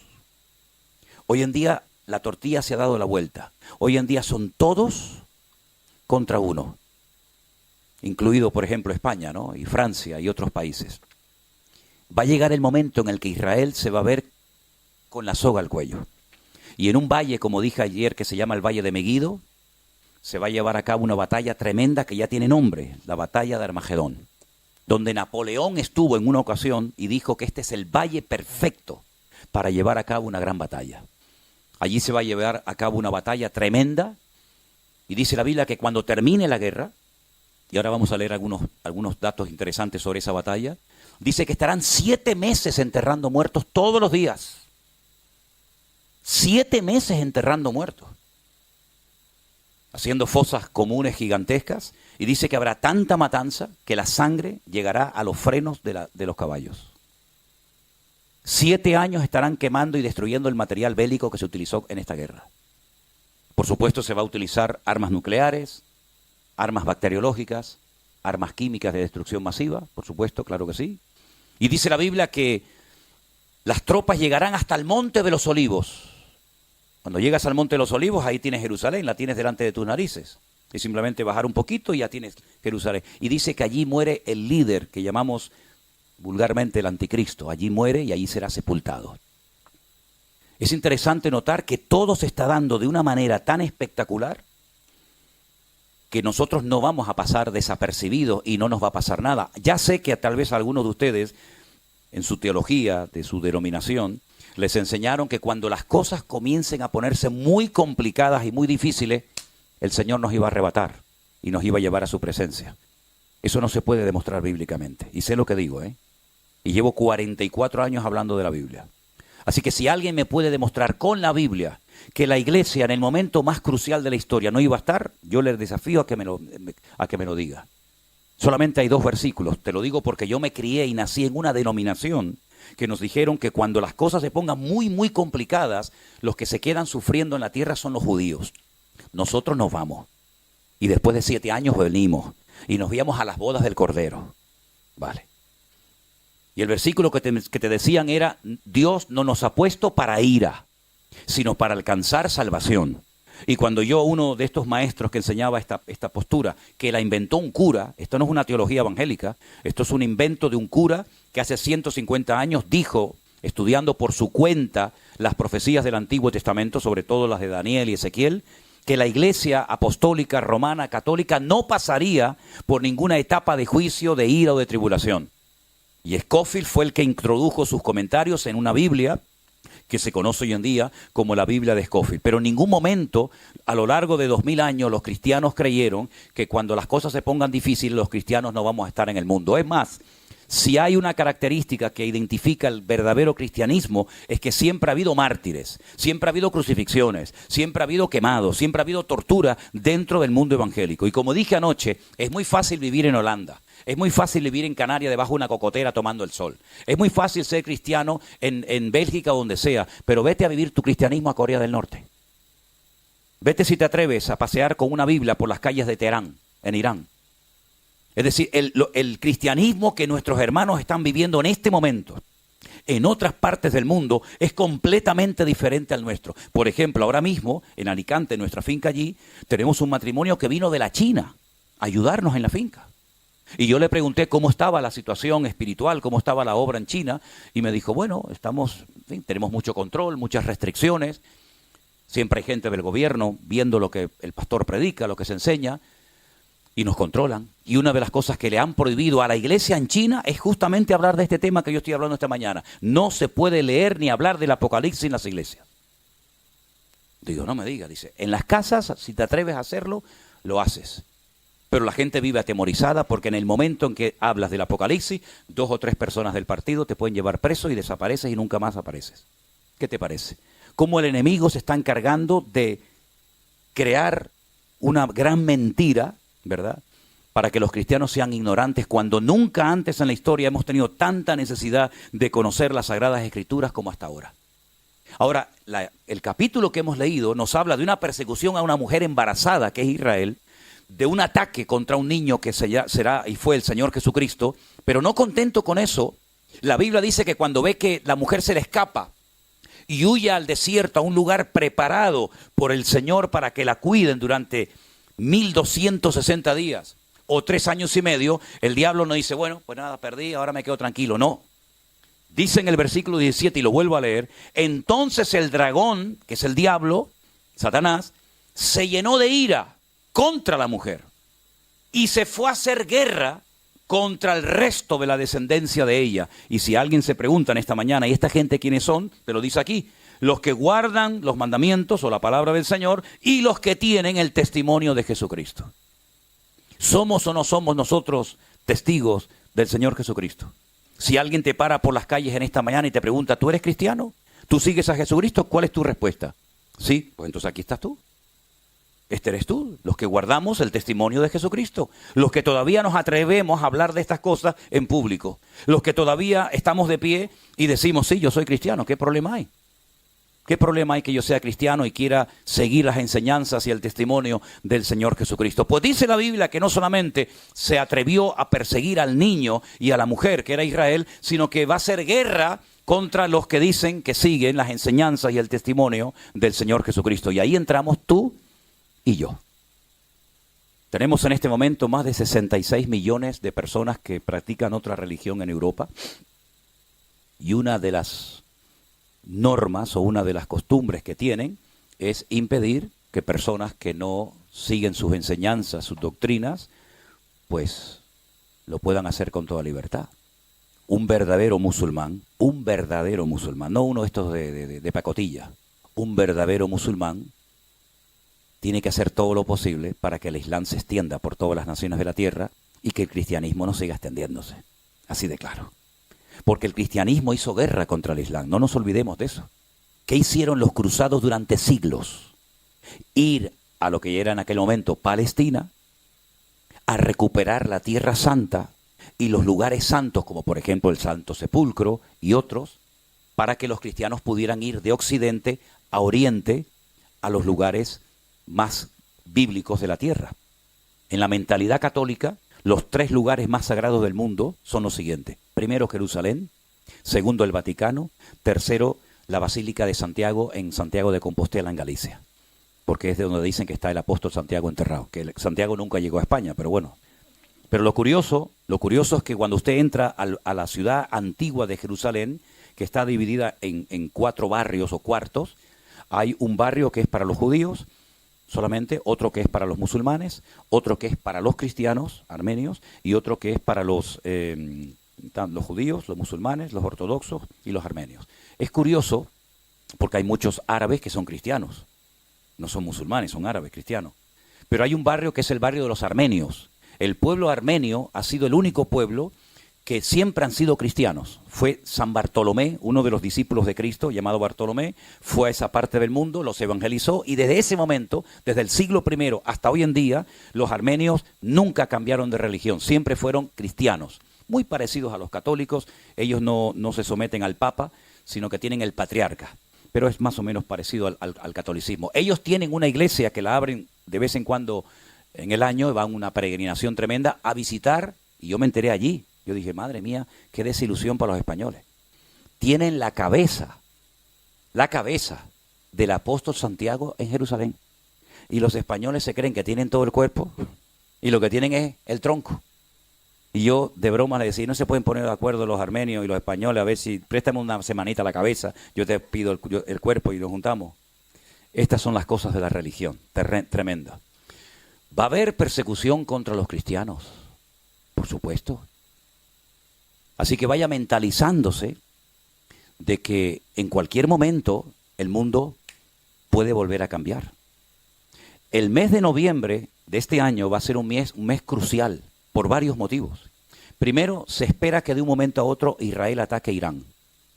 Si Israel ataca a Irán, esto va a ser un detonante brutal, porque no va a atacar con bombitas de agua.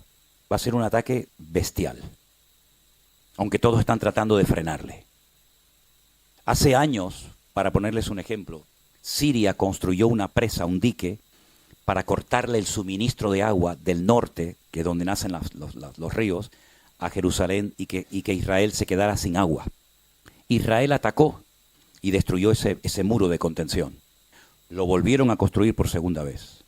La aviación israelí lo volvió a destruir por segunda vez y le dijo, la tercera vez, si te atreves a levantarlo, te destruyo la ciudad de Damasco. Y ellos tienen miedo porque hay una profecía en la Biblia que algún día Damasco, capital de Siria, será destruida y será un montón de ruinas. De hecho, la semana pasada, Damasco, capital de Siria, recibió un ataque israelí brutal. Porque la Biblia dice que Damasco desaparecerá. No lo digo yo, lo dice la Biblia. Y ellos lo saben. De hecho, yo he hablado con muchos árabes. Tengo muchos amigos árabes en Israel y ellos saben perfectamente las profecías que dice la Biblia acerca de esa capital. A Irán le amenazó hace muchos años a Israel y le dijo, tenemos bombas que te podemos cambiar la orografía del país. Es decir, si Irán es un país montañoso, tenemos bombas que te dejamos el país plano. Las montañas desaparecerán. La Biblia dice que en los últimos tiempos tendrá algo que ver, porque dice la Biblia que en los últimos tiempos muchas montañas se convertirán en valles y muchas islas desaparecerán. Es decir, lo que se avecina es tremendo. La pregunta es, ¿y ahora nosotros como creyentes, qué podemos hacer? Ahora, déjenme que les lea una porción de la Biblia. Yo sé que algunos ya están medio dormidos, pero lo que sí le pido, por favor, que si va a roncar, no despierta al que está al lado, por favor. Hágalo bajito. Le dijo una vez un pastor a una hermana, por favor, hermana, despierte a su marido. Y le dice, despiértelo usted que se quedó dormido por su culpa. Capítulo 14, y ahora vamos a hablar de qué podemos hacer. Capítulo 14 de Zacarías es impresionante. El capítulo 14 se titula Jerusalén y las naciones. Todo el capítulo es una maravilla de capítulo, nos da una información extraordinaria, pero miren lo que dice aquí. Versículo 1. Zacarías 14. ¿Tienes ahí? Ah, qué bueno. He aquí el día del Señor viene, y en medio de ti serán repartidos tus despojos. Ahora dice el Señor, yo reuniré a todas las naciones para combatir contra Jerusalén. ¿Quién toma la iniciativa? ¿Los rusos? ¿Los árabes? No, el Señor dice, yo las reuniré para combatir contra Jerusalén, y dice, y la ciudad será tomada, será tomada. Serán saqueadas las casas, violadas las mujeres. La mitad de la ciudad irá en cautiverio, mas el resto del pueblo no será cortado de la ciudad. Lo que pasó el día 7 de octubre todavía sigue sacudiendo a Israel y a sus líderes, porque ellos decían, aquí en nuestro país tenemos seguridad y nunca nos van a poder atacar. Tenían una valla, yo he estado por toda esa valla, he visitado todos los kibutzim, estuve a cientos de metros de la franja de Gaza, por ese camino que se llama el Camino de la Muerte, por donde ustedes vieron los vídeos que entraban con las motos y todo aquello, con aquella pala mecánica. Ellos decían, no nos van a atacar nunca, tenemos tanta seguridad, tanta inteligencia, tenemos dos inteligencias, la interior, la Shin Bet, y la exterior, que es el Mossad. Tenemos tanta seguridad que yo pongo mi casa a 1 kilómetro de la franja de Gaza y aquí nunca va a pasar nada. Es increíble, ¿no? Todo falló, todo falló. La policía, los militares, los aviones, los helicópteros, todo falló. Y en un día, todo cambió radicalmente. Increíble, ¿no? Pues dice la Biblia que eso que pasó el día 7 de octubre en el sur de Israel, va a pasar, pero ahora en la capital, en Jerusalén. Y Jerusalén dice que será atacada, las mujeres serán violadas, las casas van a ser saqueadas. Después, versículo 3, saldrá el Señor y peleará con aquellas naciones, como que peleó en el día de la batalla. Y entonces dice algo aquí tremendo. Esto nunca ha ocurrido. Esto es profético totalmente, 100% profético. Se afirmarán sus pies en aquel día sobre el monte de los olivos, que está enfrente de Jerusalén, al oriente, al este. El monte de los olivos se partirá por en medio, hacia el oriente y hacia el occidente, haciendo un valle muy grande, y la mitad del monte se apartará hacia el norte y la otra mitad hacia el sur. Se va a hacer un valle gigantesco, un valle enorme. Huiréis al valle de los montes, porque el valle de los montes llegará hasta Azal. Huiréis de la manera que huisteis por causa del terremoto en los días de Usías, rey de Judá. Y vendrá Jehová, mi Dios, y con él todos sus santos. Si no solamente viene él a poner sus pies sobre el monte de los olivos, sino que viene acompañado, y dice que viene con todos los santos. Viene con San Pancracio, con Santa Rita, no. ¿Quiénes son todos los santos, hermano? Los hijos de Dios. Vosotros que no erais pueblo, ahora sois real sacerdocio, pueblo de Dios, pueblo santo, ¿verdad? Y acontecerá en aquel día que, escuche esto, no habrá luz clara ni oscura. ¿Cómo? O es de día o es de noche. No, ese día no es ni de día ni de noche. Será un día el cual es conocido de Dios, que no será ni de día ni de noche. Pero sucederá que al caer la tarde habrá luz. Si todo volverá a cambiar. Porque nosotros decimos, o es de día o es de noche. Pero dice aquí que cuando Él venga, no será ni de día ni de noche. Entonces, ¿cómo es? Dice, nadie lo sabe, solamente el Señor. Mire, solamente para ponerle un ejemplo. El sol sale de día y la luna sale de noche. Pero la Biblia dice en Génesis capítulo 1 que lo primero que Dios hizo, lo primero, mejor dicho, que Dios creó fue la luz. Fue a la luz y fue la luz. Y el sol lo creó al 4.º día. Si el sol no fue creado hasta el 4.º día, ¿cómo el primer día dice sea la luz y fue la luz? ¿Qué luz había? ¿Te das cuenta cómo la dimensión espiritual es completamente diferente a la nuestra? Todo cambia, todo cambia. No es de día, pero no es de noche. Pero es que en el plano, en el nivel en el que yo vivo, yo todo lo veo en día, noche, segundos, milenios, lejos, cerca, arriba, abajo. Pero es que en el mundo espiritual esas limitaciones de espacio y de tiempo no existen. ¿Cómo le pudo poner nombre a Adán a animales que vivían debajo del agua? Es decir, las capacidades del hombre eran tremendas, era lo más parecido a Dios, era lo más parecido al Señor. Por lo tanto, cuando dice aquí que no será de día ni de noche, no lo podemos entender porque nuestra vida ahora mismo está limitada por el espacio y por el tiempo, pero ese día todo cambiará. Acontecerá, versículo 8, que en aquel día saldrán de Jerusalén aguas vivas, la mitad de ellas hacia el mar oriental y la otra mitad hacia el mar occidental, en verano y en invierno. Es decir, que van a entrar aguas al mar Mediterráneo desde Jerusalén. Desde Jerusalén van a entrar aguas al Mediterráneo. Y desde Jerusalén entrarán aguas al mar Muerto. Y por eso dice la Biblia que cuando esas aguas que están por abajo de Jerusalén, y ya saben dónde están, entren al mar Muerto, dice Ezequiel que van a haber miles y miles de peces y dejará de ser un mar muerto y volverá a recobrar la vida, porque ha venido el autor de la vida a la tierra. Jehová será el rey sobre toda la tierra. Pero esto fue lo que le dijo Gabriel a María. Y reinará sobre la casa de Jacob para siempre. ¿Quién? Tu hijo, al que tú llamarás Jesús. Entonces, si dice que viene Jehová a reinar sobre todas las naciones de la tierra, quiere decir que Jehová es el Señor Jesucristo. Porque si el ángel Gabriel le dijo a María que tu hijo, que tú lo vas a parir, va a ser el rey sobre todas las naciones de la tierra y será el rey sobre la casa de Jacob. Y ahora dice Zacarías que Jehová viene como rey para reinar sobre toda la tierra. Quiere decir que ese Jehová es el Señor Jesucristo, ¿sí o no? Por eso cuando el Señor Jesucristo le dijo a sus discípulos, le dijo a los judíos, si ustedes verdaderamente fueran hijos de Abraham, ¿ustedes creerían en mí?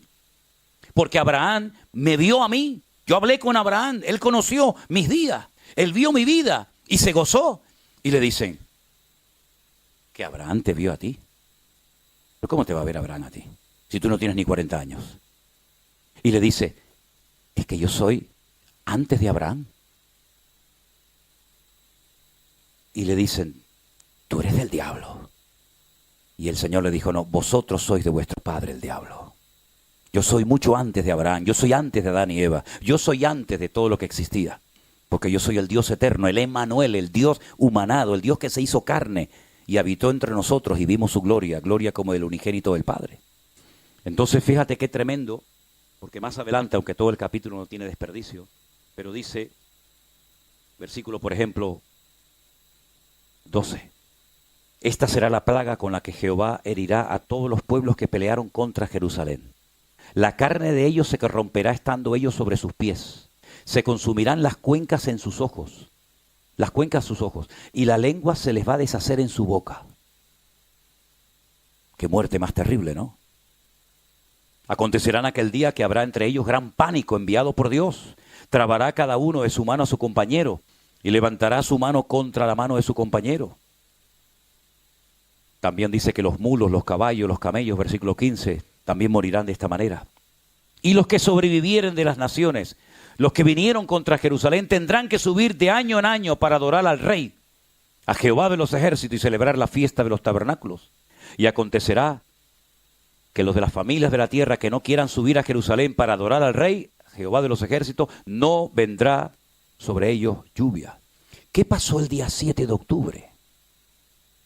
Porque dice que cuando el Señor venga, los que se salvaron, que se quedaron en la tierra, que sobrevivieron de la batalla de Armagedón, etcétera, etcétera, tendrán que subir todos los años a Jerusalén a celebrar la fiesta de los tabernáculos y a darle honra y gloria y culto al Señor. Y el que no suba ese año sobre ese país no cae ni una gota de agua ni de rocío. ¿Qué pasó el año pasado, el 7 de octubre? Era esta fiesta, la fiesta de los tabernáculos. Era la fiesta de Sucot, era el último y gran día de la fiesta. Agarren esto que es muy importante. El día 7 de octubre del año pasado se estaba celebrando la Simchat Torah. El último día de la fiesta es cuando se dice, ya hemos hecho la lectura de toda la Torah durante un año. Empieza en ese día y al año siguiente ya hemos leído Génesis, Éxodo, Levítico, Número y Deuteronomio. Y se celebra la fiesta de la alegría de la Biblia, la Simchat Torah, la alegría de la ley, de la ley de Moisés. Entonces se cogen los rollos de la ley, se sacan por la ciudad, la gente los toca, los besa, lloran, se emocionan. Y es una fiesta de una alegría tremenda. ¿Y a dónde se fueron los que leen la Torá y los que son creyentes en el Antiguo Testamento? Se fueron a la plaza de Düsseldorf, en la ciudad de Tel Aviv. Y vinieron judíos de todas partes del mundo a celebrar la Simchat Torah, la fiesta más alegre del año. Y vino una señora de Alemania y quería ir a la plaza de Düsseldorf porque allí montan como una especie de plataforma los judíos y allí oran y allí le dan gracias al Señor por su palabra. Bueno, ellos siguen el Antiguo Testamento, pero bueno, hay que respetar, ¿no? Y allí estaban y de repente apareció una turba de judíos, muchos de ellos con la banderita de 7 colores. Interrumpieron el acto y dijeron no. aquí no se viene a orar ni a leer la Biblia. Esta es una ciudad laica. Y aquí no le vamos a permitir a ustedes, los religiosos, que vengan aquí a orar a Dios de Abraham, de Isaac y de Jacob. Aquí no vamos a permitirle eso. Y esta señora que vino a Alemania dijo, nunca creí que en mi país, gente de mi país me atacara y me prohibiera leer la Biblia en público y orar. Eso fue una semana antes del ataque del 7 de octubre. Una semana después, esos que interrumpieron el acto de oración y de lectura bíblica en la plaza de Düsseldorf, en Tel Aviv, habían llenado toda la plaza con las fotografías y con las velas de todos los que habían matado en los kibbutz del sur. Qué paradojas tiene la vida, ¿no? ¿Te molesta que se lea la Biblia en público? ¿Te molesta que se ora? ¿Tienes que interrumpir un acto de tu gente, de tu pueblo, de tu cultura? Pues a la semana siguiente estaban recordando a los que habían fallecido en ese lugar. Qué tremendo, ¿no? Qué triste, ¿no?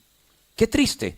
Cuando yo en diciembre del año pasado decidí irme, la guerra había empezado en octubre, yo decidí irme en diciembre a ver cómo estaba aquello y mi objetivo era irme al sur, pero lo más posible al sur para hablar con soldados, para hablar con gente que había perdido hijos, padres, sobrinos, nietos, y me fui por todos los kibbutz. Contactamos con un soldado que estaba en Gaza peleando y vino y nos recogió a través de un pastor, hicimos el contacto y fuimos visitando kibbutz por kibbutz, fui entrando a las habitaciones, vi, cosas tremendas, me llevaron a una explanada donde había miles de coches, todos los que estaban en la famosa fiesta de Nova, todavía estaban sacando los restos, llenando bolsas de plástico de dientes, de cabezas, de ojos, de troncos, de manos, de cantidad de cosas, y allí estábamos nosotros viendo todo aquel panorama. Y resulta que en una gasolinera paramos a poner gasolina al coche y me encuentro a un muchacho, me acerco a él y entonces él me dice, hablas español, ¿de dónde eres? Y empezamos a hablar. Él había ido a las Islas Canarias a hacer un reportaje del volcán que tuvimos no hace mucho tiempo en la isla de La Palma, conocía muy bien aquello. Entonces empecé a hablarle, él era periodista, se iba al sur a hacer un reportaje. Y le dije, oye, te quiero hacer una pregunta, si no quieres no me la respondas. ¿Es verdad que todos o casi todos los habitantes de los kibbutz, esas granjas comunitarias que fueron atacadas son ateos? ¿Es verdad? Me dice, más del 85% de los que vivimos en los kibbutz no queremos saber nada de religión, ni de Biblia, ni de Dios, ni de nada. Él me dio sus motivos. Se extrañó de que le hiciera ese tipo de preguntas. ¿Cuántas sinagogas quemaron en el sur? ¿Cuántos rollos de la Biblia quemaron en los kibbutz del sur? Ni uno, porque eran la mayoría ateos. ¿Saben a lo que se dedicaban los que vivían en esos kibbutz? A ayudar a los palestinos, a los primos, como yo les llamo, llevándolos a hospitales, dándoles escuela. Uno de ellos hizo todo un sistema de regadío con unas tuberías tremendas para que pudieran tener agua potable. Las escarbaron, las sacaron y las convirtieron en cohetes, las convirtieron en misiles. 11.000 de ellos trabajaban en las comunidades agrícolas y ganaderas del sur. Ellos se llevaron toda la información, los planos, el nombre de las calles, cuánta gente había en cada casa, incluso si había algún animal, algún perro, algún gato, algún anciano, algún niño. Y se lo llevaron a los que luego después atacaron. Y sabían dónde tenían que ir. Aquí había una familia, aquí había un niño, aquí había un perro, aquí había aquí había el otro. Es decir, fue algo realmente terrible, pero esto es simplemente un botón de muestra de cómo el país más protegido de la tierra, con el sistema más sofisticado tecnológicamente hablando de seguridad, fue atacado y fue humillado en unas pocas horas. Y 3.000 de esas personas se metieron dentro de Israel. Y déjeme que le diga algo. Y nos lo dijeron allí ellos. Ellos no sabían que iba a haber una fiesta nova en el desierto. El objetivo de ellos cuando venían cargados con un montón de comida. El objetivo era tomar las ciudades del sur. Tomar Beersheba, tomar Siderot y tomar otras ciudades. Y desde allí ir subiendo, controlando todo el país. Tomar barrios enteros, edificios enteros, amenazarlos que si nos atacan ponemos explosivos y tiramos todo el barrio abajo. Ese era el objetivo con el que ellos venían. Pero cuando ellos llegaron y vieron aquella fiesta donde había miles de jóvenes, muchos de ellos sí bailando, pero drogados, borrachos, con una estatua gigante de Buda en medio del desierto. Ya me contarán ustedes a mí qué hace un Buda gigante en el desierto, en una fiesta de judíos. Cuando ellos llegaron dijeron, uy, esto es un regalo. Y en cierto sentido fue lo que los paró de poder entrar a las grandes ciudades. Se dedicaron al tiro al blanco. Comenzaron a disparar a diestra y a siniestra, y eso fue un poco lo que frenó que ellos entraran a las ciudades grandes y conquistaran desde ahí todo el país. Ahora, hablando con hermanos nuestros en la fe, tanto judíos como no judíos, hay hermanos que llevan mucho tiempo preparándose, almacenando grandes cantidades de alimentos y de aguas, porque ellos saben que tarde o temprano van a ser atacados de una forma brutal, como dice la palabra de Dios. No solamente este capítulo que hemos leído, lean por ejemplo el libro de Joel, donde dice cosas tremendas, cómo entrarán por las ventanas, cómo violarán a las mujeres, etcétera, etcétera. Entonces, queridos hermanos, estamos a punto de ver cosas aún peores que las que hemos visto en televisión o las que nos han contado. Nosotros, si el Señor lo permite, nos vamos todo el mes de noviembre a Israel. El mes más difícil, el mes más duro. Las próximas elecciones en los Estados Unidos van a cambiar el panorama político del mundo. Gane quien gane. El otro día estaba predicando en una iglesia, en un auditorio en Orlando, y yo dije que gane quien gane, va a pasar cualquier cosa. Y bueno, hay unas personas que se enojaron, pensaba que yo apoyaba a uno y estaba en contra del otro. Yo ni apoyo a uno ni estoy en contra de nadie, yo solamente predico la palabra de Dios. Y digo que sea como sea, Estados Unidos llegará el momento en el que no va a suministrarle nada más por la presión tan grande que tienen a Israel. Y la mayoría de las armas que Israel tiene no son de fabricación casera, sino son armas que le compran a los Estados Unidos. Ya, por ejemplo, ayer el presidente de España, que es un inútil, terrible, es un demonio, y lo he dicho así abiertamente, me da igual, es un demonio terrible, es un instrumento del diablo en estos tiempos finales, ya dijo que a Israel no hay que darle armas. Si no me das armas, pues lo que estás diciendo es que me maten. No le vendan armas. ¿Qué significa? Pues que los destruyan. Ya Macron lo dijo la semana pasada, que no hay que venderle ni una sola arma más a Israel. Llegará un momento en el que Israel, según la Biblia, se va a encontrar solo, totalmente solo, y solamente va a tener una vía de escape, y es mirar hacia arriba. Y cuando estén a punto de ser aniquilados, fíjense al extremo que vamos a llegar, porque van a ser atacados por el norte, por el sur, por tierra, por mar, por aire, por dentro, por fuera y por todas partes, tendrán que clamar al Señor, como dice el Salmo 118, ¿no? ¿Cuál es el centro de la Biblia? Si partiéramos la mitad de la Biblia y dijéramos, ¿cuál es el centro? El versículo que dice, mejor es confiar en Dios que confiar en los hombres. Ese es el centro de la Biblia. Desde la angustia invoqué al Señor o al Eterno y el Eterno me respondió. En ese momento es cuando aparece aquel que traspasaron y lo verán y harán gran lamentación por él, y es cuando él pone sus pies en el monte de los olivos, se parte, y entonces cuando él viene a reinar con poder, con gloria sobre este planeta Tierra. Las cosas van a cambiar de tal manera que mañana, pasado mañana, el mes que viene, dentro de 2 meses, usted vaya a poner gasolina a su coche y el litro puede costar 20 euros. ¿Cómo? La Biblia dice que un hombre tendrá que trabajar todo el día para comprar una barra de pan. Claro, puede ser que haya personas que digan, pero es que a mí no me gusta lo que este hombre predica. Bueno, con todo mi respeto, yo le digo que a mí me da exactamente igual lo que usted opine de mí. Pero yo le digo lo que dice la Biblia, que un hombre tendrá que trabajar todo el día para comprar una barra de pan. Como les dije ayer, los que tienen los ahorros en dólares, vayan espabilando, porque el dólar se va a hundir en la miseria. Yo voy a comprar unos dolaritos. Sí, compren los dolaritos.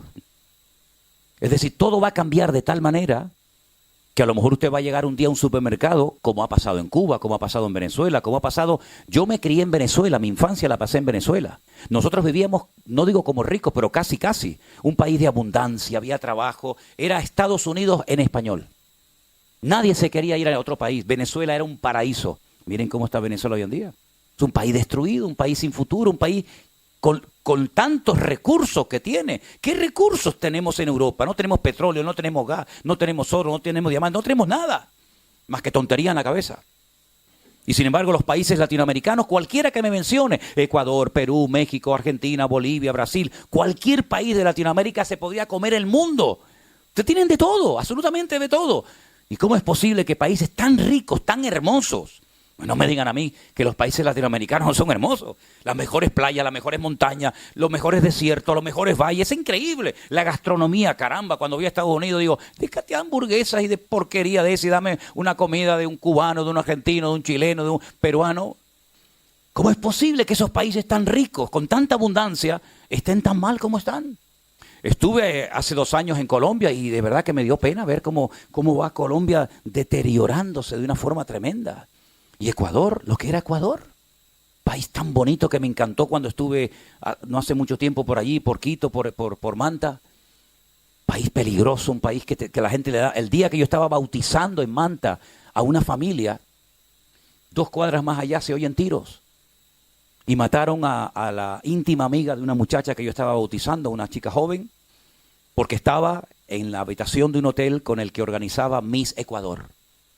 Y entraron a un ajuste de cuenta y lo tirotearon a él y a la muchacha que estaba en el momento equivocado con la persona equivocada. Es decir, habrá un momento que el único refugio seguro es Dios. Y como dije ayer, Bélgica es la cabeza de la serpiente.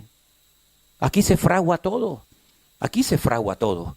Cuando a mí me llevaron un día al Parlamento Europeo, yo me miraba en mi mente, digo, aquí algún día vendrá el anticristo. Ya tenemos todo. Europa, que fue un continente que se ha enfrentado 2 veces en 2 guerras mundiales brutales, donde han muerto millones y millones de personas. Hoy en día se sientan juntos, comen juntos. Yo me acuerdo cuando viajamos por Europa, en un país era el franco, el otro era la lira, en otro era no sé qué. Hoy en día ya no hay ni fronteras, que para mí me parece algo terrible, que no haya fronteras, porque eso está bien para los buenos, pero también está muy bien para los malos. No hay control, esto es un relajo, donde hoy en día vas a la calle y casi te da miedo dar una opinión contraria a la de la multitud, porque te pueden insultar, te pueden acuchillar, te pueden apedrear, y no les cuento nada la presión tan grande que tendrán estas criaturas, estos niños, en las escuelas hoy en día, cuando le están enseñando todo lo contrario a lo que nosotros creemos, vivimos y practicamos, donde le están enseñando que lo malo es bueno y lo bueno es malo, y donde le están enseñando que todo lo contrario a la palabra de Dios. Por eso, en el momento en el que usted pueda hacer una buena compra de comida, hágala, hermanita. Que no pasa nada, ahí tiene la comida, no pasa nada.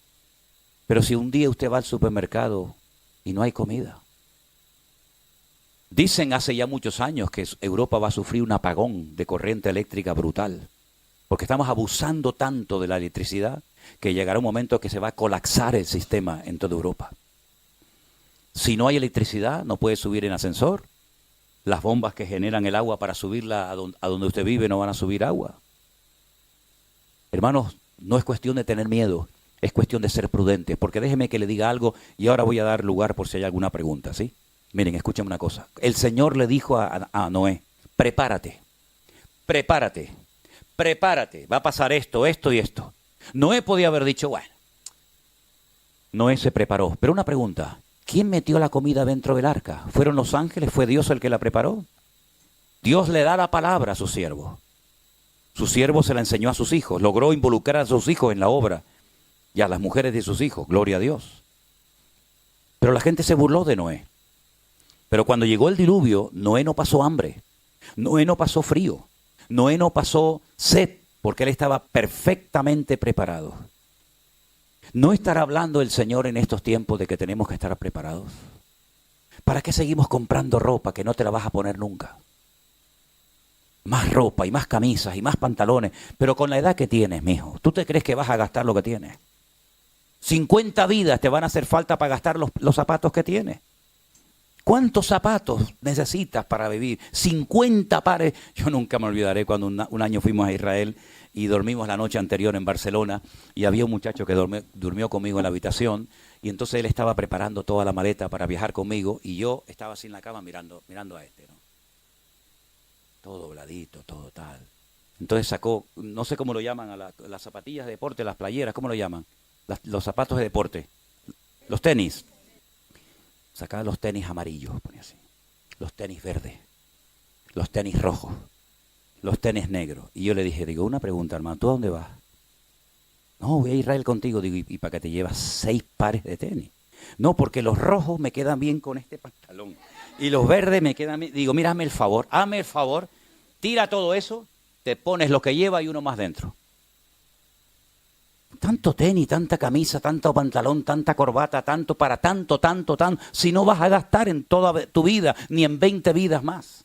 Pero hay gente que tiene como esa cosa de, ay, vienen las rebajas de verano, y vienen las rebajas de invierno, y viene el Black Friday, y venga a comprar, y lo que tienen que comprar no lo compran. Entonces no te quejes el día de mañana cuando vayas al supermercado, como pasó en Venezuela, y no tenían ni papel higiénico. No tenían nada. Y hay lugares hoy en día que ni con dinero, y hablo por ejemplo de Cuba, que ni con dinero ya puedes comprar cosas indispensables para la vida. No, es que vivimos en Europa, nosotros somos diferentes. Ya. Eso también decían los venezolanos cuando dijeron, a nosotros nunca nos va a pasar lo que les pasó a los cubanos. Y Cuba era un paraíso, hermanos. Cuba era un lugar maravilloso donde fueron mis bisabuelos en un barco de vela. Y llegaron a Cuba y tenían trabajo mis bisabuelos, mi abuelo. Y después se fueron a Venezuela porque eran países maravillosos, donde se ganaba dinero y se vivía de maravilla. Y sin embargo después tuvieron que venirse con lo opuesto, prácticamente, para salvar la vida. Entonces la vida puede dar tantos cambios.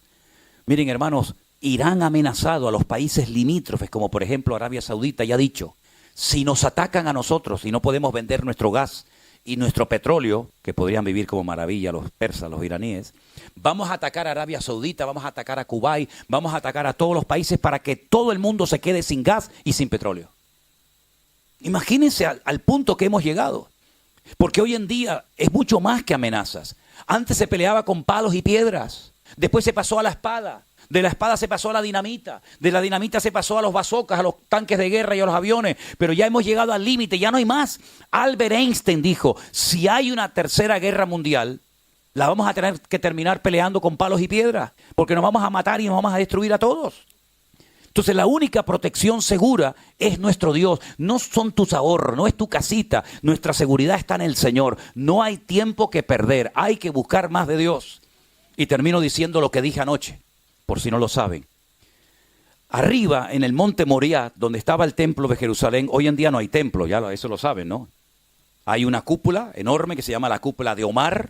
Debajo de la cúpula hay una roca que es así gigante, como todo este salón más o menos, que fue el altar donde Abraham subió a su hijo Isaac para sacrificarlo.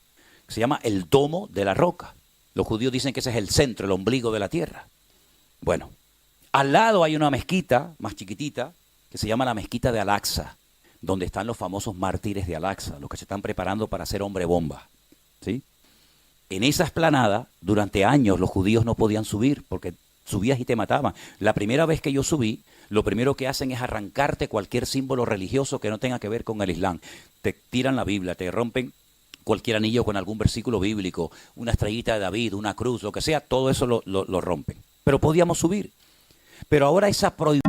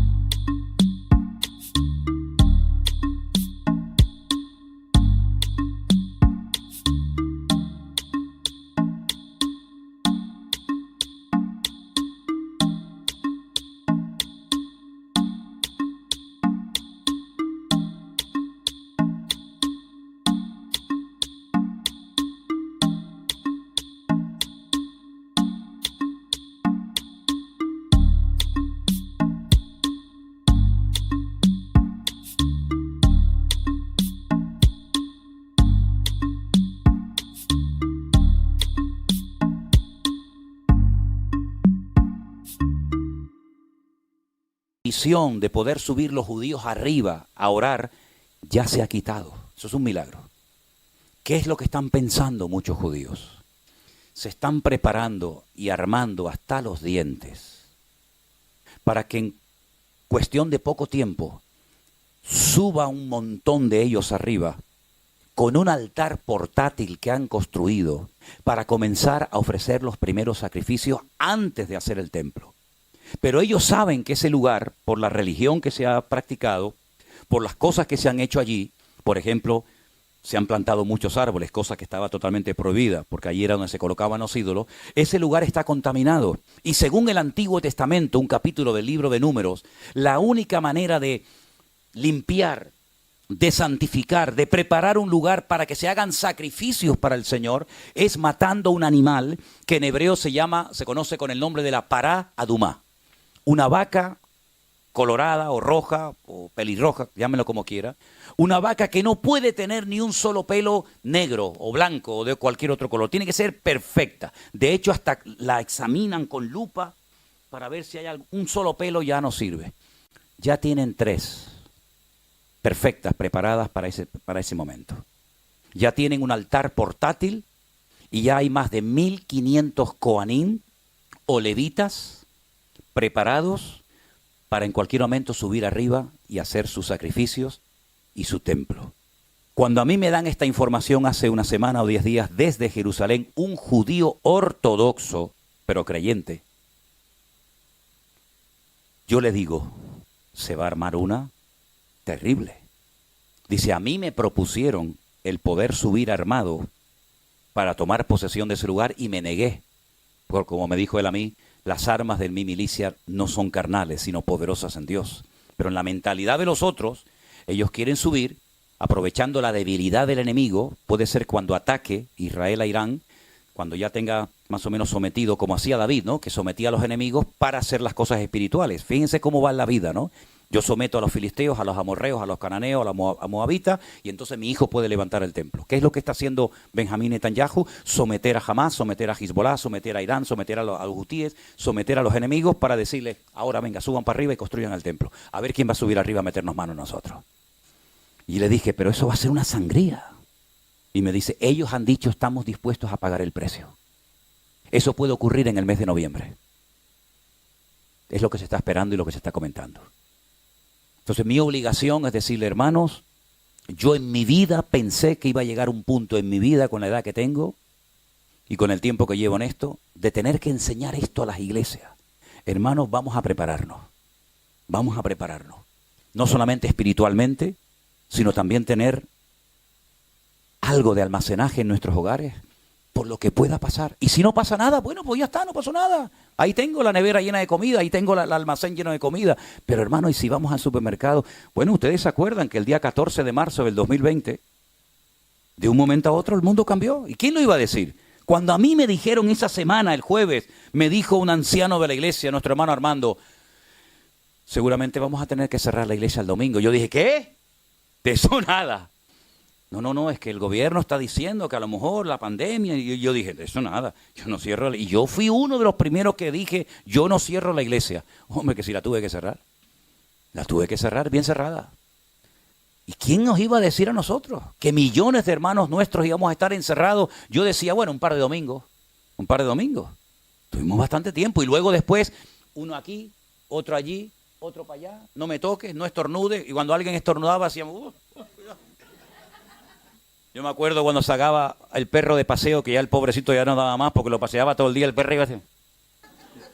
¿Verdad? Los vecinos decían, déjame el perrito un ratito para salir. El perro ya decía, ya no me saques más.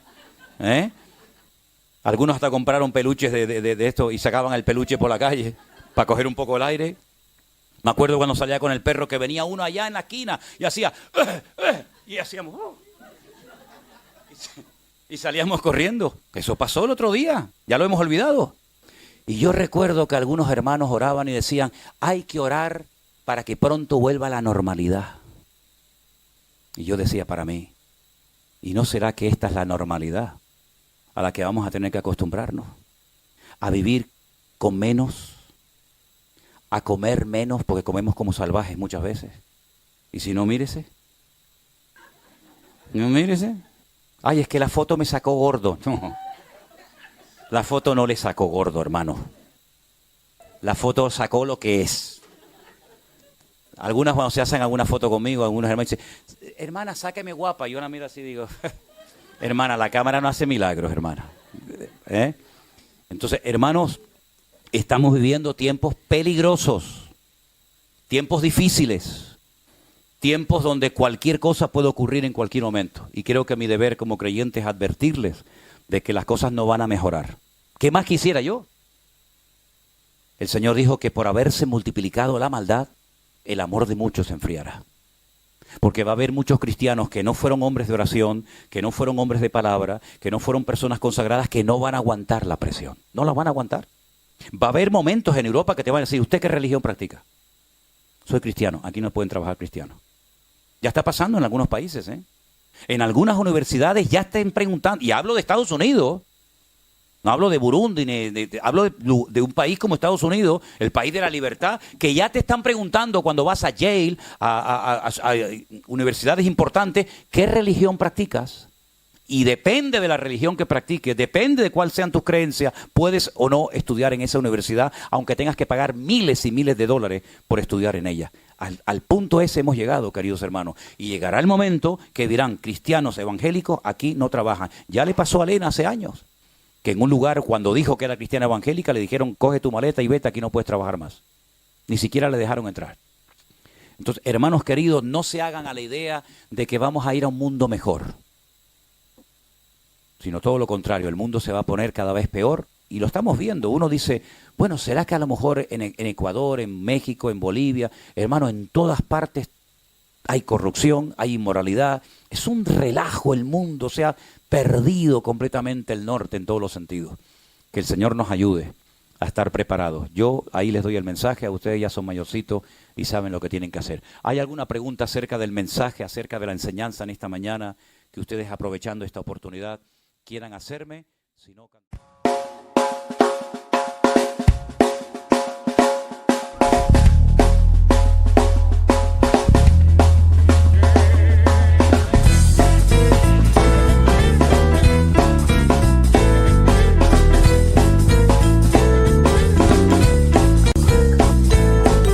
no importa lo que te dijeron, no importa lo que te hicieron, tienes que aprender a descansar en Dios.